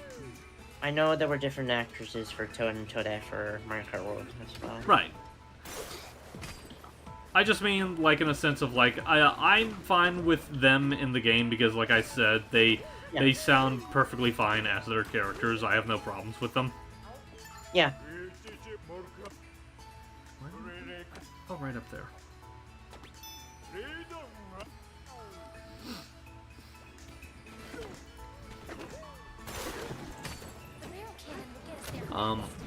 I know we did talk about Disney Channel shows, like, a little earlier.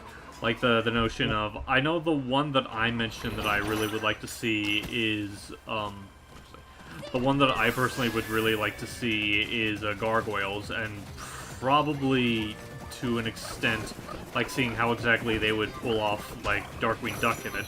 But if I had to pick any other Disney shows that I would see in Kingdom Hearts, like I mentioned before, I feel like you could probably get away with doing American Dragon. Like, I think there is enough with it to where it could be a feasible Kingdom Hearts world. I wonder if Kim Possible. Kim Possible I could see working too.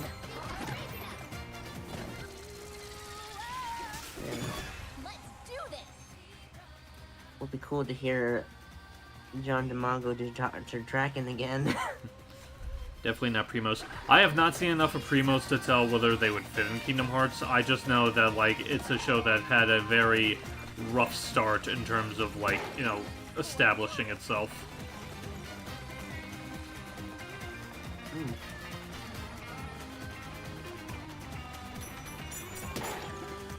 Hi. Sorry. Oh, you're fine. Welcome back. It's good to be back. It's good to have you back. Yeah, just... I got, messaged by my mom. She is safely on the ground! Yay! That's good. Yay, United States Yay. will. I'm glad Mama Adelis is doing good. Mama list. There I'll are so let many... my bad. It's interesting... No, there are so many people who, like, go with Mama for my mom, which is very interesting, because it's not just you, it's, like, everybody. I didn't start calling her that. You guys did that. Well, I also do that because I know that's, like, a thing that I've seen with, like, some friends they would call their moms that. Like, for example, Slick Frame, he calls his Mama Frame for his fans. Aww. Yeah, it's one of those internet things that we do. It's very interesting. But yeah, no, she's good, she's safe, all is well. But yeah, no, she asked me, hey, can you tell your brother to do something? And I'm like, okay. So I had to go find him. He's playing Mario Kart. That's nice. I'm glad. But yeah, I am glad that she made it back safe. Me too. But yeah, so she's obviously not like home yet. There's still quite a bit to get here, but Right. yeah. So I just need to be mindful of the time. But yeah, I may mute for a little bit. Tummy is kind of off. No I have worries. carrots to nibble on. Alright. But yeah, no, I'm still here. I'm still listening. I'm just muted. You're fine. Whoosh.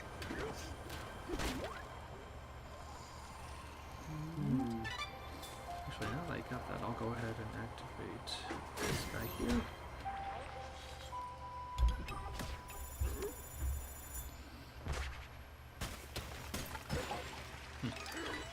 Uh-oh. Oh, what's wrong? Oh, never mind. Oh, okay. I thought you were stuck for a moment. No, I'm fine. I think if I was stuck where you're at, odds are I probably got through there. Yeah. Yeah. To answer ToonMan64 in the chat here, who is Chris Sanders and why should I care about him? Oh, Chris Sanders is the guy that made Lilo and Stitch, and also voiced him. Yep. Okay, cool. I should care about him. I didn't have that context. It's okay. Yay. Glad to have him. Why are we making a sequel? Because the first one made money. The first one? No. Yeah, like, apparently, It's so weird because, like, this was right after the Snow White remake bombed, and people were taking that as a sign of, like, yes, we're finally exiting this era. Like, down to the fact that Disney themselves said, okay, because of Snow White bombing, we might pull back on these live-action remakes. But then in comes Lilo and Stitch, making a whole lot of money, to the point where I guess they just decided, you know what, why should we stop? Like, are they just gonna be remaking one of the other millions of Lilo and Stitch sequels? Or is this an original story? Like, what? Lilo and Stitch has so many movies at this point. Like, what story could you possibly tell that you haven't already told? Especially in live action. I don't Like, know. you've changed so much of the world building. What's the point? Yeah. Like, I'm sorry, I don't like any of the Disney live actions. They keep making really questionable choices, and it's not like they don't have good people on them. As evidenced by, they've kept some of the original people from Lilo and Stitch to be involved in the Lilo and Stitch live action. But that doesn't make me want to watch it. Right, and That that's just fine. makes me mad. And that's fine. I mean, like, you're not expected to like any of the live action stuff. Like, I'll say, just from my experience, I'd say like the only live action ones that I don't have any regrets seeing were the Jungle Book. But then again, Jungle Book is kind of in a position where, even though it's mostly associated with Disney, it's enough of its own thing to where a live action adaptation isn't like the worst thing.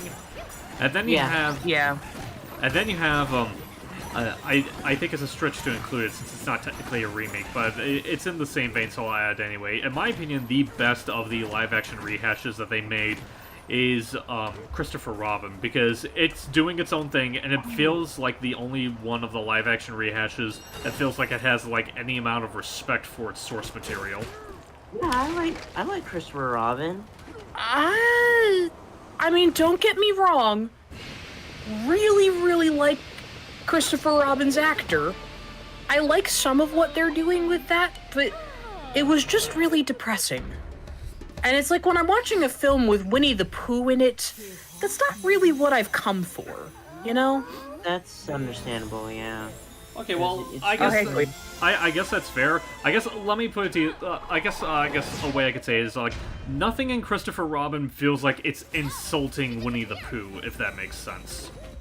Yeah, like, I feel like that was at least competently written. Right. But I just, I don't know. It's like, it's really interesting because you've got, like, so much of an all-star cast on, like, live-action Beauty and the Beast. But I have absolutely no interest in watching live-action Beauty and the Beast. Even though I like a lot of the people that are in it. I mean, that's Case in fair. point, Ewan McGregor. Love Ewan McGregor. He's fantastic. But, like, no interest in watching this film. Even though he's in it. Yeah. I mean, that's fair. Like, honestly, the most that I have when it comes to, like, the Beauty and the Beast live-action remake, and to an extent the Aladdin remake, is the soundtrack. I actually do find some of their renditions of the songs to be just fine, but outside of that, I don't really have a big desire to watch any of them.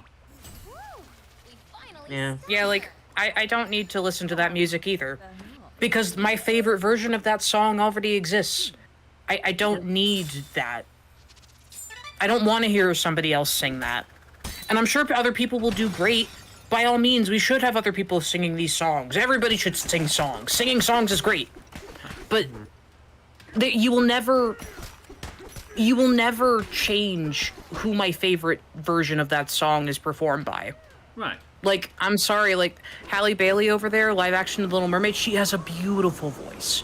Do not get me wrong. I think that girl can sing. I love her singing other songs. But part of your world will always belong to Jodie Benson in my head.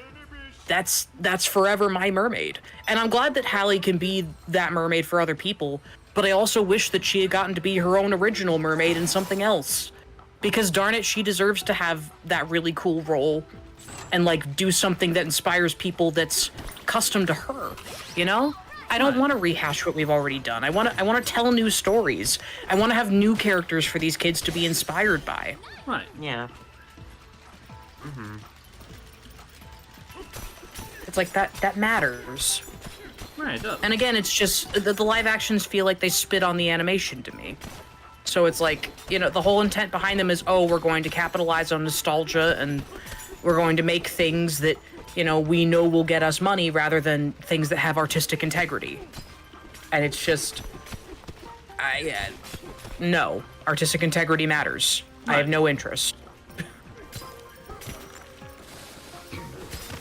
Right, absolutely. I fully agree. It's like I understand, like, at a point, what should I say, and this isn't necessarily towards, I guess this is more so towards the people that work on it. Like, I understand to a point that, like, it is eventually, like, a job, because, you know, I can get behind the idea of, like, you know, you kind of need a job just for the sake of paying bills. You know, everyone's had that one gig where it's like, oh, I need this so I can be able to, like, live in this house for the next couple of months, and so on and so forth. So I don't hold that against people, but just the general notion of the fact that it's still perpetuating regardless of who you're getting to do it for you this time is a bit annoying. Like, for example, now granted, I say this as someone that is not, like, a massive follower of their filmography. I've only seen, like, a couple of their films, but I do like the films that they've done.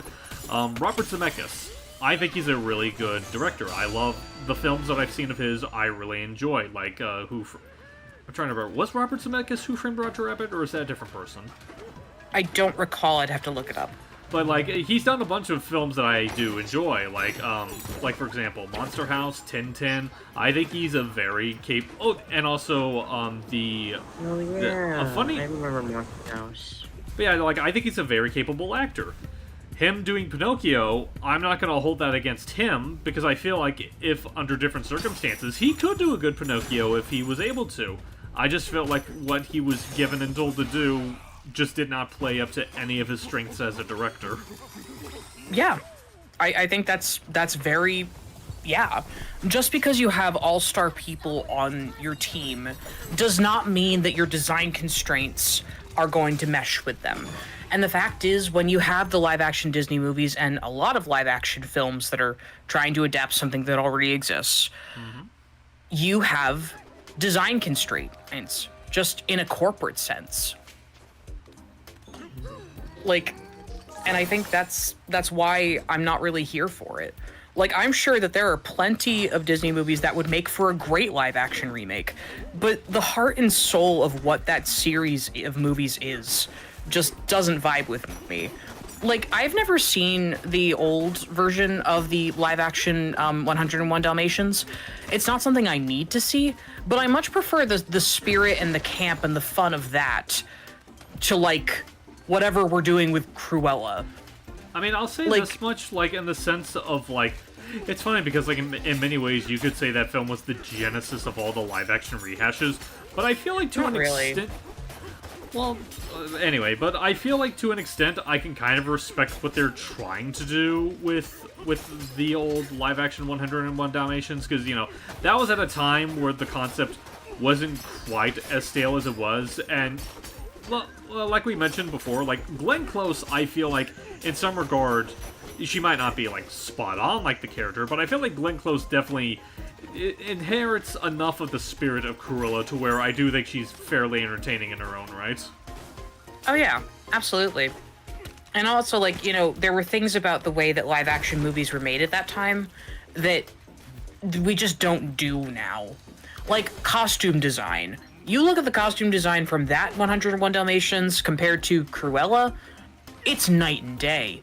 They are very different in what their intention is, in what their budgeting is. It's just like, what the heck, guys? It's just, can we bring costume design back into movies? Like, and it's also like this whole CGI thing. Like, the live action Lion King isn't even live action. That is mostly animated. Why are we calling it live action? I don't know. I just do not know. Well, I can tell you why. It's because people don't respect animation. Yeah. And it's like, you know, there are other people when movies are winning awards that are, like, so rude about things that are, you know, animated. And it's like, get over yourselves. Animation is art. Right. Movies are art. Right. You're different flavors of art, but you're both valid art. Be nice. I'm sorry, I'm getting a little too riled up. No, you're fine, you're fine. I am on board for everything you're talking about, and I definitely agree with it. It's a matter of, like... Oh, what was that, Noah? Yeah, I feel digital with you, Kat. I just want art to be good. Like, I get it, it has to make money. Live action, It's fine. It doesn't feel so colorful than the original. It's just, it's missing something. And that's not to say that you can't have the things that animation has in live action, but I do think that there's really something to be said for, hey, you know, there are things that we need to value in all of these art forms, and we're just not valuing it because we're valuing the profit first. We're playing it safe. We're not letting there be room to interpret and have new ideas, and you know, it has to have a certain flavor to make sure that it's, you know, safe. And it conforms to what we do in the modern day, and it's just, I don't know. I want there to be room for many interpretations. If I want another Little Mermaid story, there are a million fanfics where people have taken their favorite characters and basically followed the Little Mermaid plot that I would rather read than watching a live-action Little Mermaid that's, Like just you know, Disney trying to be in touch, but not really being in touch. Just, I'm good. Oh. Okay, so Now that I Roger- wouldn't have guessed. Oh, what? Sorry, go ahead. Sorry, I was just going back to, like, someone mentioned that when I was asking if Robert Zemeckis did Roger Rabbit, someone confirmed yes he did. It's like, okay, good to know that confirmation. Like, I figured he did, but I was trying to remember if he was still, like, active that early on. Yeah, I mean, I'm not as good about directors as I am, you know, when it comes to voice actors, but, you know, the interest is still there. We still appreciate. Yeah, no, thinking about this, wow. There was a mockbuster called Sunday School Musical. That's kind of amazing. I'm impressed. Focus.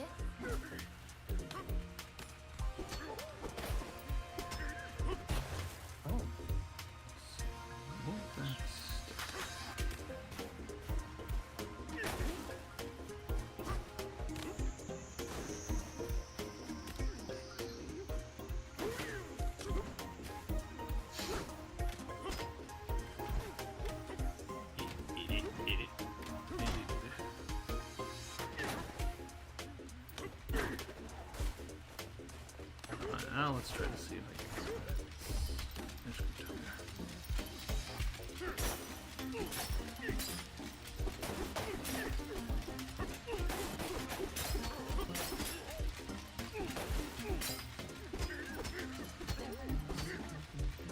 With Roger, I feel like Roger Rabbit probably would not work as well in Kingdom Hearts because, well, for one thing, a lot of its, like, humor and subject matter I feel like would not mesh as well in Kingdom Hearts, and also a matter of, like, you know, obviously we love characters like Roger and Jessica and whatnot. They're great in their own rights, but I feel like a big appeal of what people enjoyed out of Roger Rabbit would probably not be able to be feasible in Kingdom Hearts because, like, you know, obviously you'd have no trouble getting the Disney characters involved in that, but also trying to get, like, every other cartoon character in there is, like, a rights deal I don't think they'd have the patience to sort through. Yeah, I don't think that's the only issue with it, though.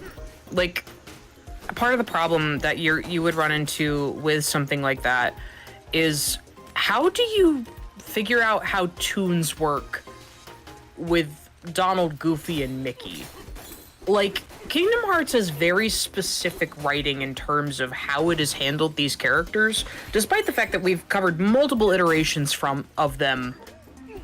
I don't, like, do they identify as tunes in this world? Well, I mean, there is a Toon Town in Kingdom Hearts, so... Yeah, there is, but, like, what does tune mean in Kingdom Hearts? Like, because I love the tune-based worlds, but how do they feel about the world tune? The word tune?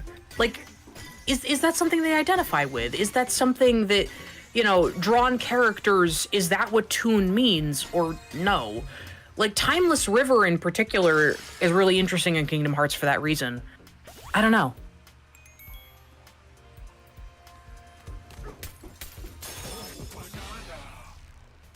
Okay, Toon Man, I'm gonna be so real with you. I don't know who that last character is. Oh, But that's the bully character from The Ghost of Molly McGee. Oh, there's a bully character in The Ghost of Molly and Vicky? Huh. She kind of... I haven't watched a ton of it. It's fine. It's like, she kind of starts off as a bully, but she does eventually befriend Molly by the end of the series. Okay. I think she's more like Valley Girl. Well, I mean, she's... Personality-wise, she's definitely a Valley girl, but she's also kind of like... Like, her debut is her basically making it so that, like, Molly cannot be, like, socially accepted by everyone, but that ends up being resolved eventually. Like, she's not, like, entirely antagonistic, but she's not necessarily a nice person. Again, at first. She does, like, change over the series. Yeah, I know what you mean. I think when it comes to tolerating any of those characters, like, probably Pacifica. Just because she does undergo a character arc, and it's like I feel like I could tolerate that by the end. She's not perfect, obviously, but like she's workable.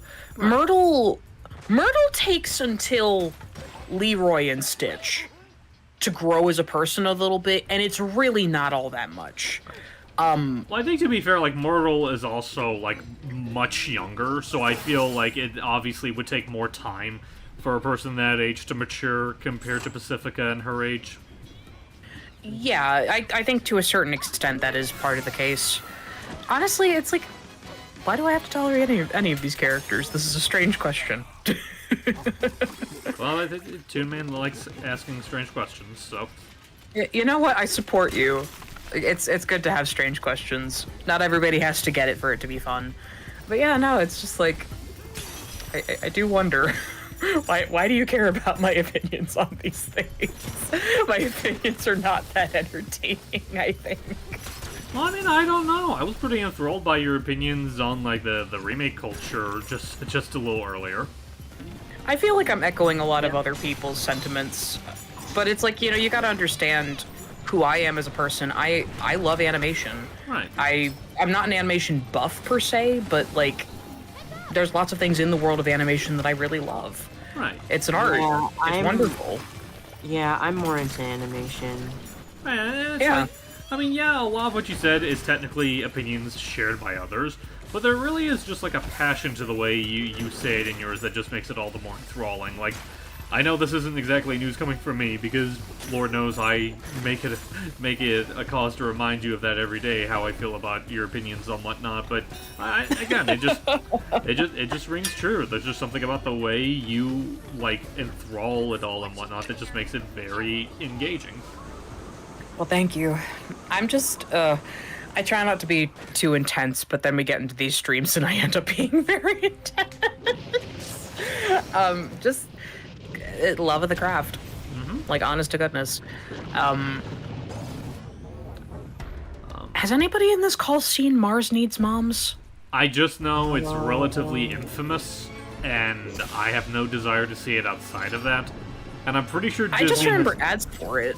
And I'm pretty sure Disney has pretty much forgotten it, so I do not see it being very likely to have a world in Kingdom Hearts. Yeah, like, I don't think so either, but the hypothetical is interesting to think about. I just know nothing about this movie to contribute to that conversation. Like, it's really interesting to have a movie with the concept of, hey, they're kidnapping mothers to raise aliens. But it's like, didn't we also have a Jimmy Neutron plot that was relatively similar? Well, no, they were kidnapping the humans because they wanted to feed them to their chicken god. Yeah, so that was less nurturing, but, like, kidnapping parents.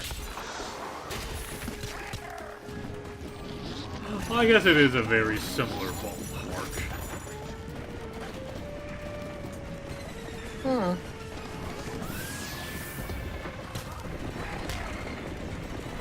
God.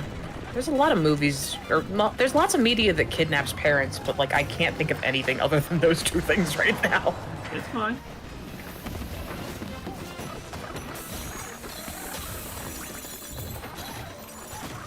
You know what would be a messed up Kingdom Hearts world that they would never do, What was up? but would be really funny? I want to see them give Sora a persona so he can go to Chicken Little. Well, I mean, they technically gave him a persona already for Pride Rock. Yeah, but I want him to have a non-lion persona. Like, I want to see what the official people behind Kingdom Hearts would assign him as a persona, because I think that would be funny. Well, I guess, so, like, if you had a say in that, like, what animal would you personally assign Sora as? Oh god, that's hard. That's really hard. I think he's a puppy. Like, listen, he's just got, like, tail-wagging energy. Oh, I know. I'm not disagreeing with you. I just think it's an amusing choice. Like, would you imagine him as like a particular breed of dog? I don't know enough about dog breeds in order to answer that. Actually, no, wait. No. He's a golden retriever. Like, why am I questioning this? I don't know enough about dog breeds, but specifically, I had a friend in high school who had this wonderful golden retriever. She was all over me every single time I was over there. I loved that dog. She was delightful. I miss that dog. But it's like, I think about that, and it's like, yeah. The way that dog would try to steal my pizza, that dog is Sora. Just little puppy, tail wag, going nuts, love of the world. Hugging friends, licking friends. Maybe not so much licking friends, but you know what I mean. Well, I mean, I guess if he was a dog, he would lick friends. It'd be more concerning if he did that as a human, but... Listen, I'm sure he's done it at least once. He's Sora, he's a little weird. Now you're just giving me this mental image of, like, just... This probably doesn't line up with the lore, but just humor me for the sake of amusement. Just Sora, Riku, and Kairi are just sitting there, just having a casual conversation, then all of a sudden, like, Sora starts off by licking Kairi's cheek. They're both understandably concerned and baffled. Riku's like, Sora, why'd you do that? What's wrong with you? Then he just turns and licks Riku's cheek. He would do that. I can confirm that feels accurate to him. Like, they would never write that in canon. But he so would do that. Oh my god, Toon Man, you finally found a question that I really, really vibe with. The answer is Atlantis. Okay, look. I need you to understand. I am biased. Atlantis the Lost Empire is my favorite non-musical Disney movie. I love that film. Please give me that I in remember Kingdom watching Hearts. it on VHS when I was younger. I love that movie. You know? Oh my gosh. I see that.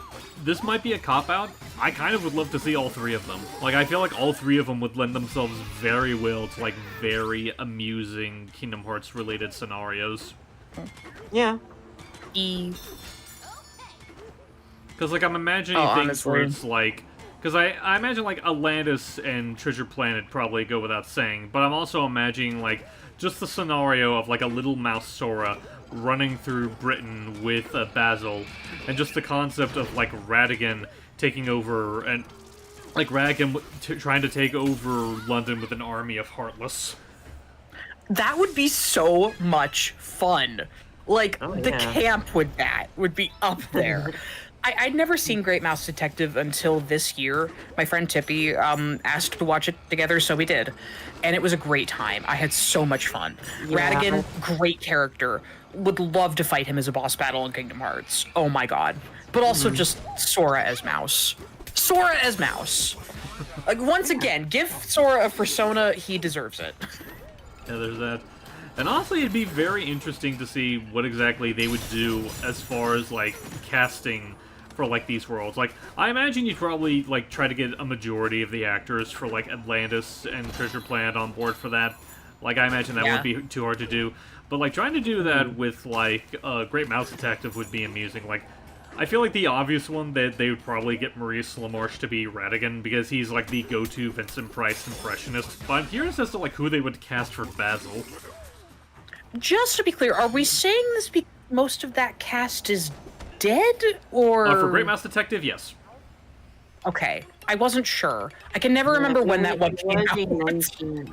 In early 1980s. Oh yeah, like that Yeah, was that like would fit. that was like very late into the Bronze era of Disney. Yeah. So it's like, you know, there is a certain amount of integrity that has to be maintained. Yeah, no, like, I would love to see what they do with that. I think there's a lot of potential in that world.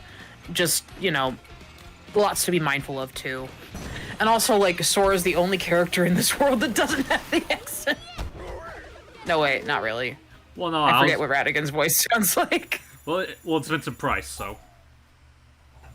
Yeah, that you say that like that. Oh, I thought you knew who Vincent Price was. I probably do, but I need more context. What does he do? What has he been in? Well, he's a famous actor. He's done a bit of voice work before he passed. I'm trying to think of like what other roles, because it's funny, like he's one of those actors where like most people know him, but trying to like boil it down to a specific role is a lot harder than I thought. Yeah. But anyway, but like the whole notion of like a Sora having an accent, I feel like he'd probably, knowing him, he'd probably try the accent once, just for the sake of like being like playful, cheeky, but then just drop it once he realizes it's getting on people's nerves. Yeah, no, that would be fun. And honestly, just Haley Joel Osment. God, I want to hear him do that. I feel like a gremlin. Aw, well, you're a lovely gremlin. Yeah. And we're back.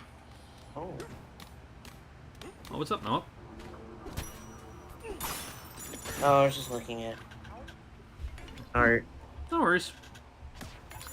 Clone High, I don't see...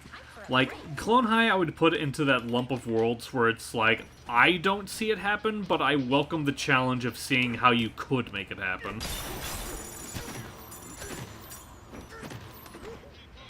Steve, that doesn't say Clone High, that says Sky High. Sky High, it's like... Being this dumb is a curse. You're not dumb. We've talked about a lot of movies today being in Kingdom Hearts. You're fine. Well, then now that I think Have you ever seen Sky High? Oh yeah, I've seen Sky High. It's I think it's a perfectly fine film, but like, again, like just that mistake. Actually, now that I made that mistake, now that just gives me this mental image of like the possibility of Clone High being in Kingdom Hearts, how Like- that would work. Like just JFK being up to Sora, like, I like your funny words, spiky-haired man. Like, that'd be funny as heck for a fan comic, but I would never want that. Oh my Obviously god. not, yeah. Like, I'm sorry, Sora should not meet real world people. Like, and I know I say that when I also am saying that I would love to see Atlantis in Kingdom Hearts. Shush. There's no real world people. It's just real world time period. It's I was about fine. to say, like, I feel like you could get away with Atlantis because, like you said, there's no like actual real world people in Atlantis, and I guess to be technical, the characters in Clone High aren't the real people either. They're just genetically made clones of said people. But I still get what you mean. Yeah, but then you gotta answer, like, who's Gandhi to Sora? And that's a lot. Well, you don't have to answer that nowadays because they kicked him out after the first season. Oh my god.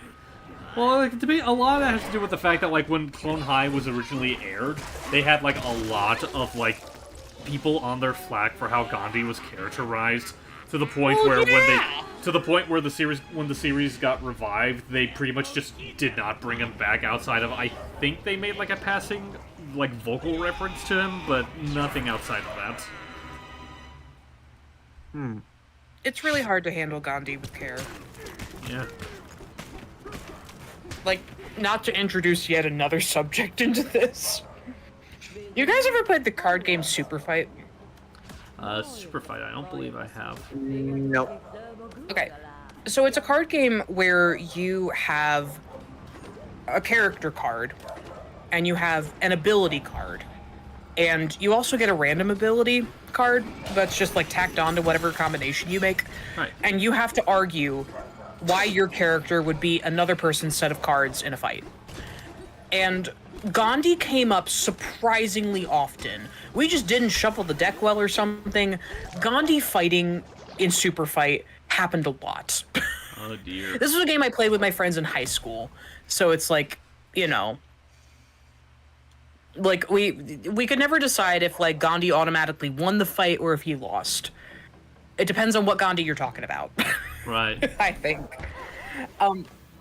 Anyway, Super Fight is a great card game, and I was reminded of it recently. Hang on. It's so Go fun. ahead and continue with your thing. I'll be right back.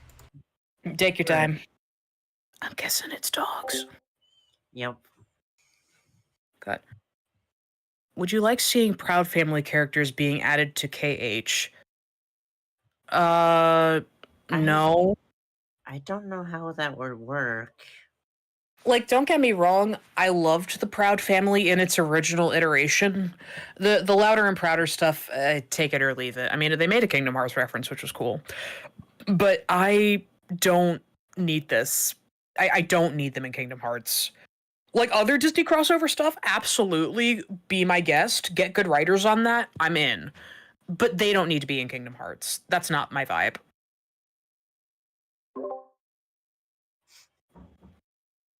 Actually, Noah, I'm gonna pass the question to you. Yeah? If you could have any Disney movie show up in Kingdom Hearts, what's your dream film?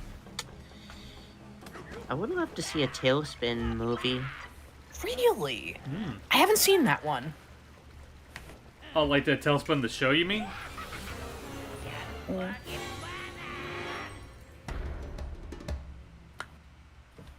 Because I do really love Kate Cloud Kicker in that show. In Don Carter 9. I mean, yeah, Tailspin's a pretty fun show. It'd be kind of interesting, like, in a sense. It's interesting in the sense because, like, I know Jungle Book was originally meant to be in Kingdom Hearts at some point in its life, but it just ended up getting replaced by a Tarzan in the first game. So it'd be kind of funny if, like, it would be like an amusing full circle kind of thing where it's like, oh, we finally have Jungle Book in here. To an extent, it's just in the form of Tailspin because I think it's pretty much accepted by the fact that, like, it basically is just, like, Jungle Book characters just in, like, this weird AU. Yeah, I'll be so real with you. The most I know of the Tailspin characters is what happened in the modern version of DuckTales. And I think that was a lot of fun. So I'm sure the original's great too. I just haven't seen it. That's fine. The original's pretty good. I wouldn't say it's, like, my favorite of the old Disney shows, but it definitely has its, like, charm and worth. Yeah.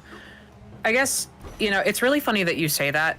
There actually, we did almost get Jungle Book in a Kingdom Hearts game, and there's actually, if you hack into Kingdom Hearts, what is it, Birth by Sleep, there is a mostly functional world that you can go through. Right, I mentioned that earlier.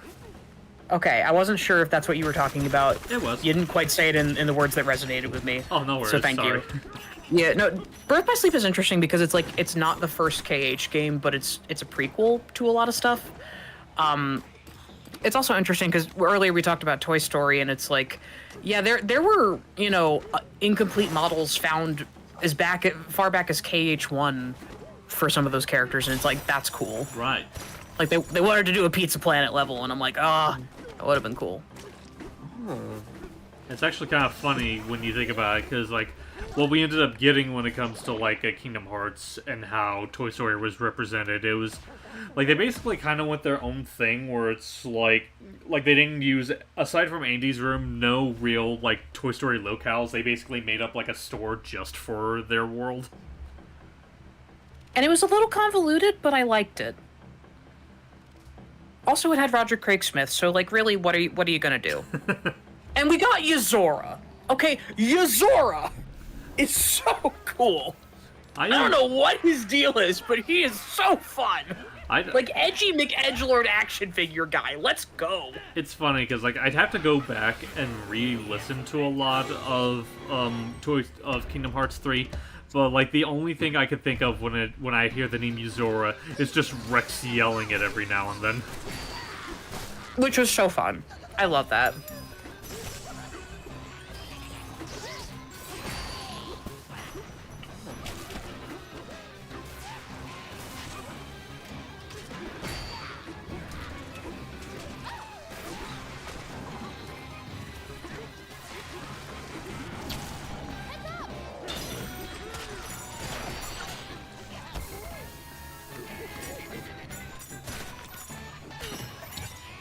Is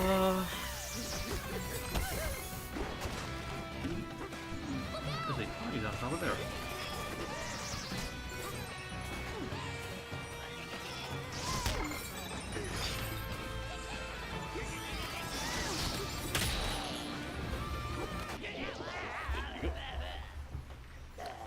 As long as we okay, as residents in Twilight Town, because I was about to say, if you're about to suggest them being worlds, I'd be like, I don't want to say a waste, but I feel like they would not be my first choice for, like, Kingdom Hearts worlds based on the shows. But if you're talking about, like, them hanging out in Twilight Town, I guess there wouldn't be any harm in that.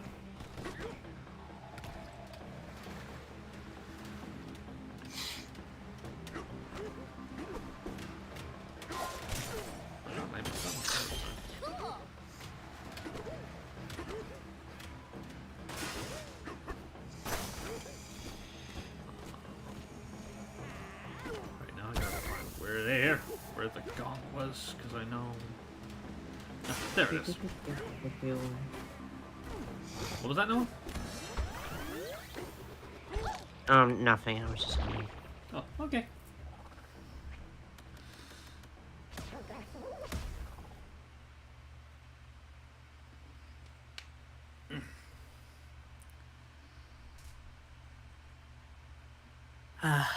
Man, I'm so sorry that we've like taken over most of this call with Kingdom No, you're Hearts. fine. Listen, you're fine. I generally don't mind whenever like people like this is something I've kind of come to accept whenever it comes to hosting streams. Like I feel like I'm kind of at my best might not be the right word, but like there is something just very enjoyable about just hearing and partaking in the conversations in the back while I'm playing the game. And like I said, and the stuff you guys have been talking about has been relatively fun, so I'm perfectly content with this whole thing. Yeah, but if it gets to a point where it's not fun, I we'll don't think change you it have up. to worry about that. Don't worry. I am worried about that. I want it to be fun for you. I am having fun, woman. Good. I just hope I'm not boring. You're not boring, Noah. You're fine. Oop. Noah, boring is not the word I would use to describe you, like, ever. Yeah, exactly.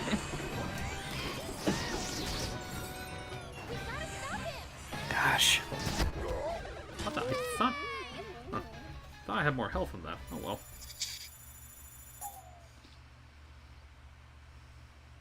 Monkey, no. Yeah. Time to focus. Gosh.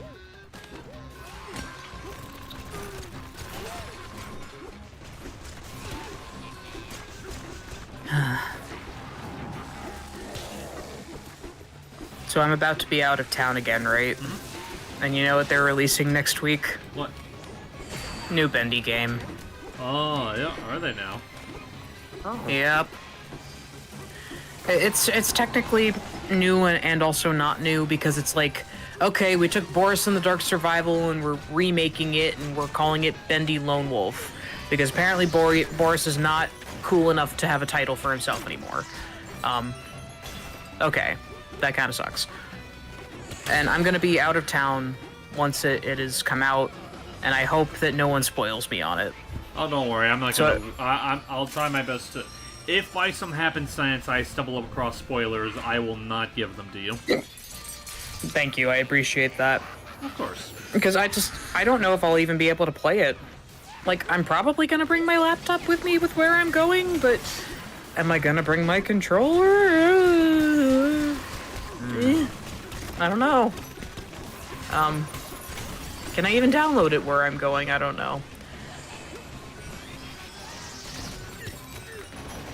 But, you know, it's just like, they've since updated that one little free Bendy game that's always a teaser to have some stuff for it, and it's like, I was exploring that with a gal pal last night, and it was interesting, but also why?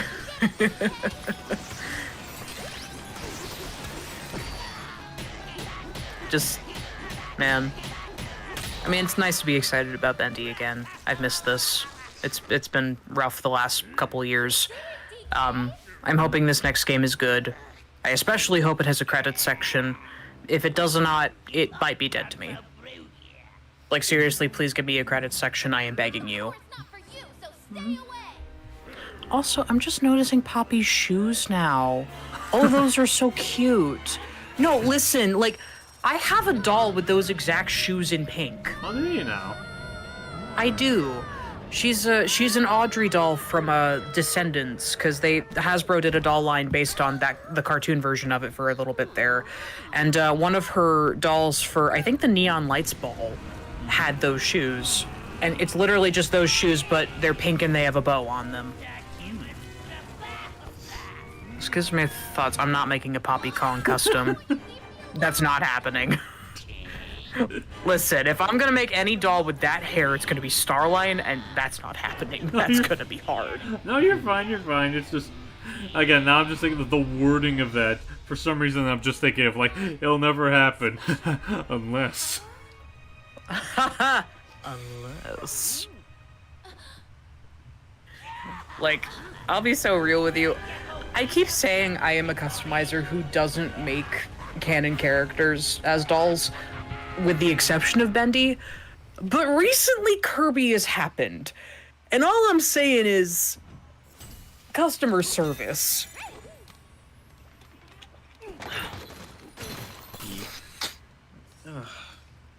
I want customer service.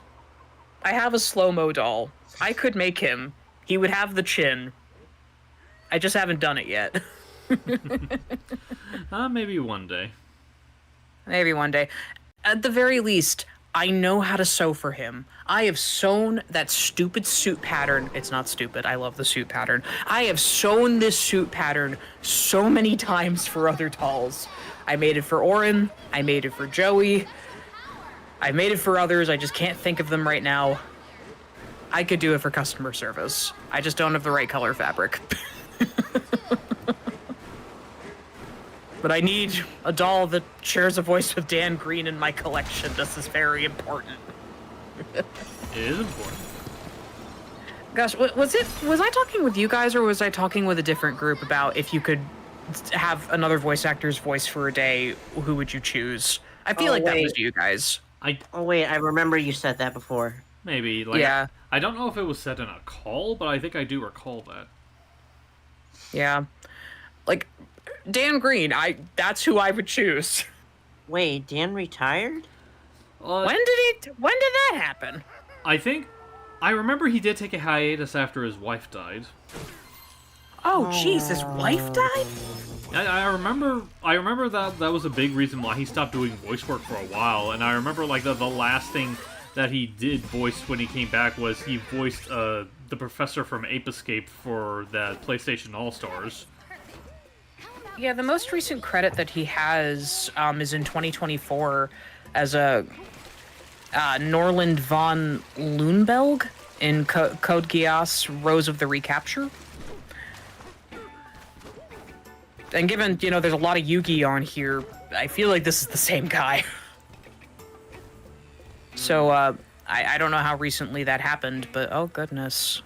Well, I know, like, the wife thing happened, like, years ago. Like, I think back in, like, the mid-2010s. So, like, obviously the hiatus probably didn't last too long, and he's still acting. I just remember that, like, there was a time where he just did not work because he was going through that. Yeah. Yeah, I'm sorry to hear that with him. Yeah. Mm-hmm. I also feel bad that this is, like, the last thing we talk about before we end off, because I think I might end the stream, and it's just, I feel awkward that that's, like, the last thing we're talking about before we end. Oh. No, we can turn this around. Yeah, we can. We can turn this around. Okay, well, how? So Mephiles the Dark, though. Yes. Mephiles the Dark. That guy. Who's voicing him nowadays? Robbie Damon. Robbie Damon? I wonder who's gonna be Storm the Albatross. Oh shoot, was that another one? Who was Storm before? Dan Green. Yeah, that was Dan. Of course it was Dan. Okay. I can never keep track. The Babylon Rogues, I cannot tell you any of them except Jason Griffith. That's awful. It's fine. No, it's fine. It's funny because, like, I think when they first did the new actors, I think Travis was voicing Storm. I don't know who they're going to get now, though, because I imagine they're probably not going to get him back in the same way that they probably won't get Laura back. Actually, I Yeah. don't know why I say Laura. She wasn't even Wave at any point. Wave was Kate Higgins. Well, Yeah, Kate Higgins during Oh my Free God. Rider. Came back. Yeah, and Yeah, Free. Kate Higgins came back for Wave. I'm sorry, what was that, Noah? She came back with Wave from that little video, that little spot thing when Jen and Wave were. Okay, talking so about that was Team Road. Kate. That's good to know. But I know like originally she was voiced by. I'm not gonna say the name because I feel like I'm gonna mess it up. But Blaze's original actor. Okay, I got you. Erica Schroeder. That might be. Erica. Yeah. Yeah, Erica was Blaze, Wave, and Shara. Yeah. Sonic Okay. Higgins. Wait a minute. Who else did Kate Higgins do in Sonic? Was she also Tails at one point? Yeah, she yeah, was. she was. She was yes, Tails in. this is Pauline. Okay. Yeah. Cool. Yeah, and she I was. haven't forgotten. It's fine. But yeah, she Yeah, was I Tails actually- in. She was Tails from Free Riders up until Lost World. That was when Colleen replaced her. Yeah, I can never remember. So it's like, wow, man. Okay, yeah, Erica Lindback is the latest Blaze. Yeah, she's the latest Blaze Yeah. and the latest Oma Chow of all people. Yeah. Listen. That's range. I'm Mad not respect. I'm not saying it's not range. I'm just saying it's just a funny that's the other character she voices. I love that though. Like, okay, last anecdote, and then I'm gonna shut up. You're fine. Don't worry. So- Well, I remember being like a very young, I'm just doing comic dubs actor, back as a teenager, and sitting there, listening to a show that my brother was watching because he was a little baby guy, Right. and he liked his Disney Channel, and occasionally we would tune in for an episode of Sheriff Callie's Wild West. Now, do you know who voices Sheriff Callie? No. No. Mandy Moore, the same person who voices Rapunzel in Tangled. And I'm like, why would you go and settle for this when you're Rapunzel? And I was really stupid at that point in time, because it's like, honey, you don't just get one big role and then that's it. You go and voice everything, because it's the love of the craft. Yeah, I And remember. I now appreciate Sheriff Callie a lot more. It's actually really well done. Okay, I was gonna say, I did remember Mandy Moore also voiced. I forgot the character's name, but I know she was in Brother Bear too. Really? Oh, that's right. I think she might have been the love interest, but it's like, I mean, to be fair, like, Mandy Moore is more of a live-action actor than a voice actor, so that's probably why she doesn't have that much voice work on her resume. Yeah, but the fact is, it's like, you do this because you love it, and and also to make money. That is kind of important.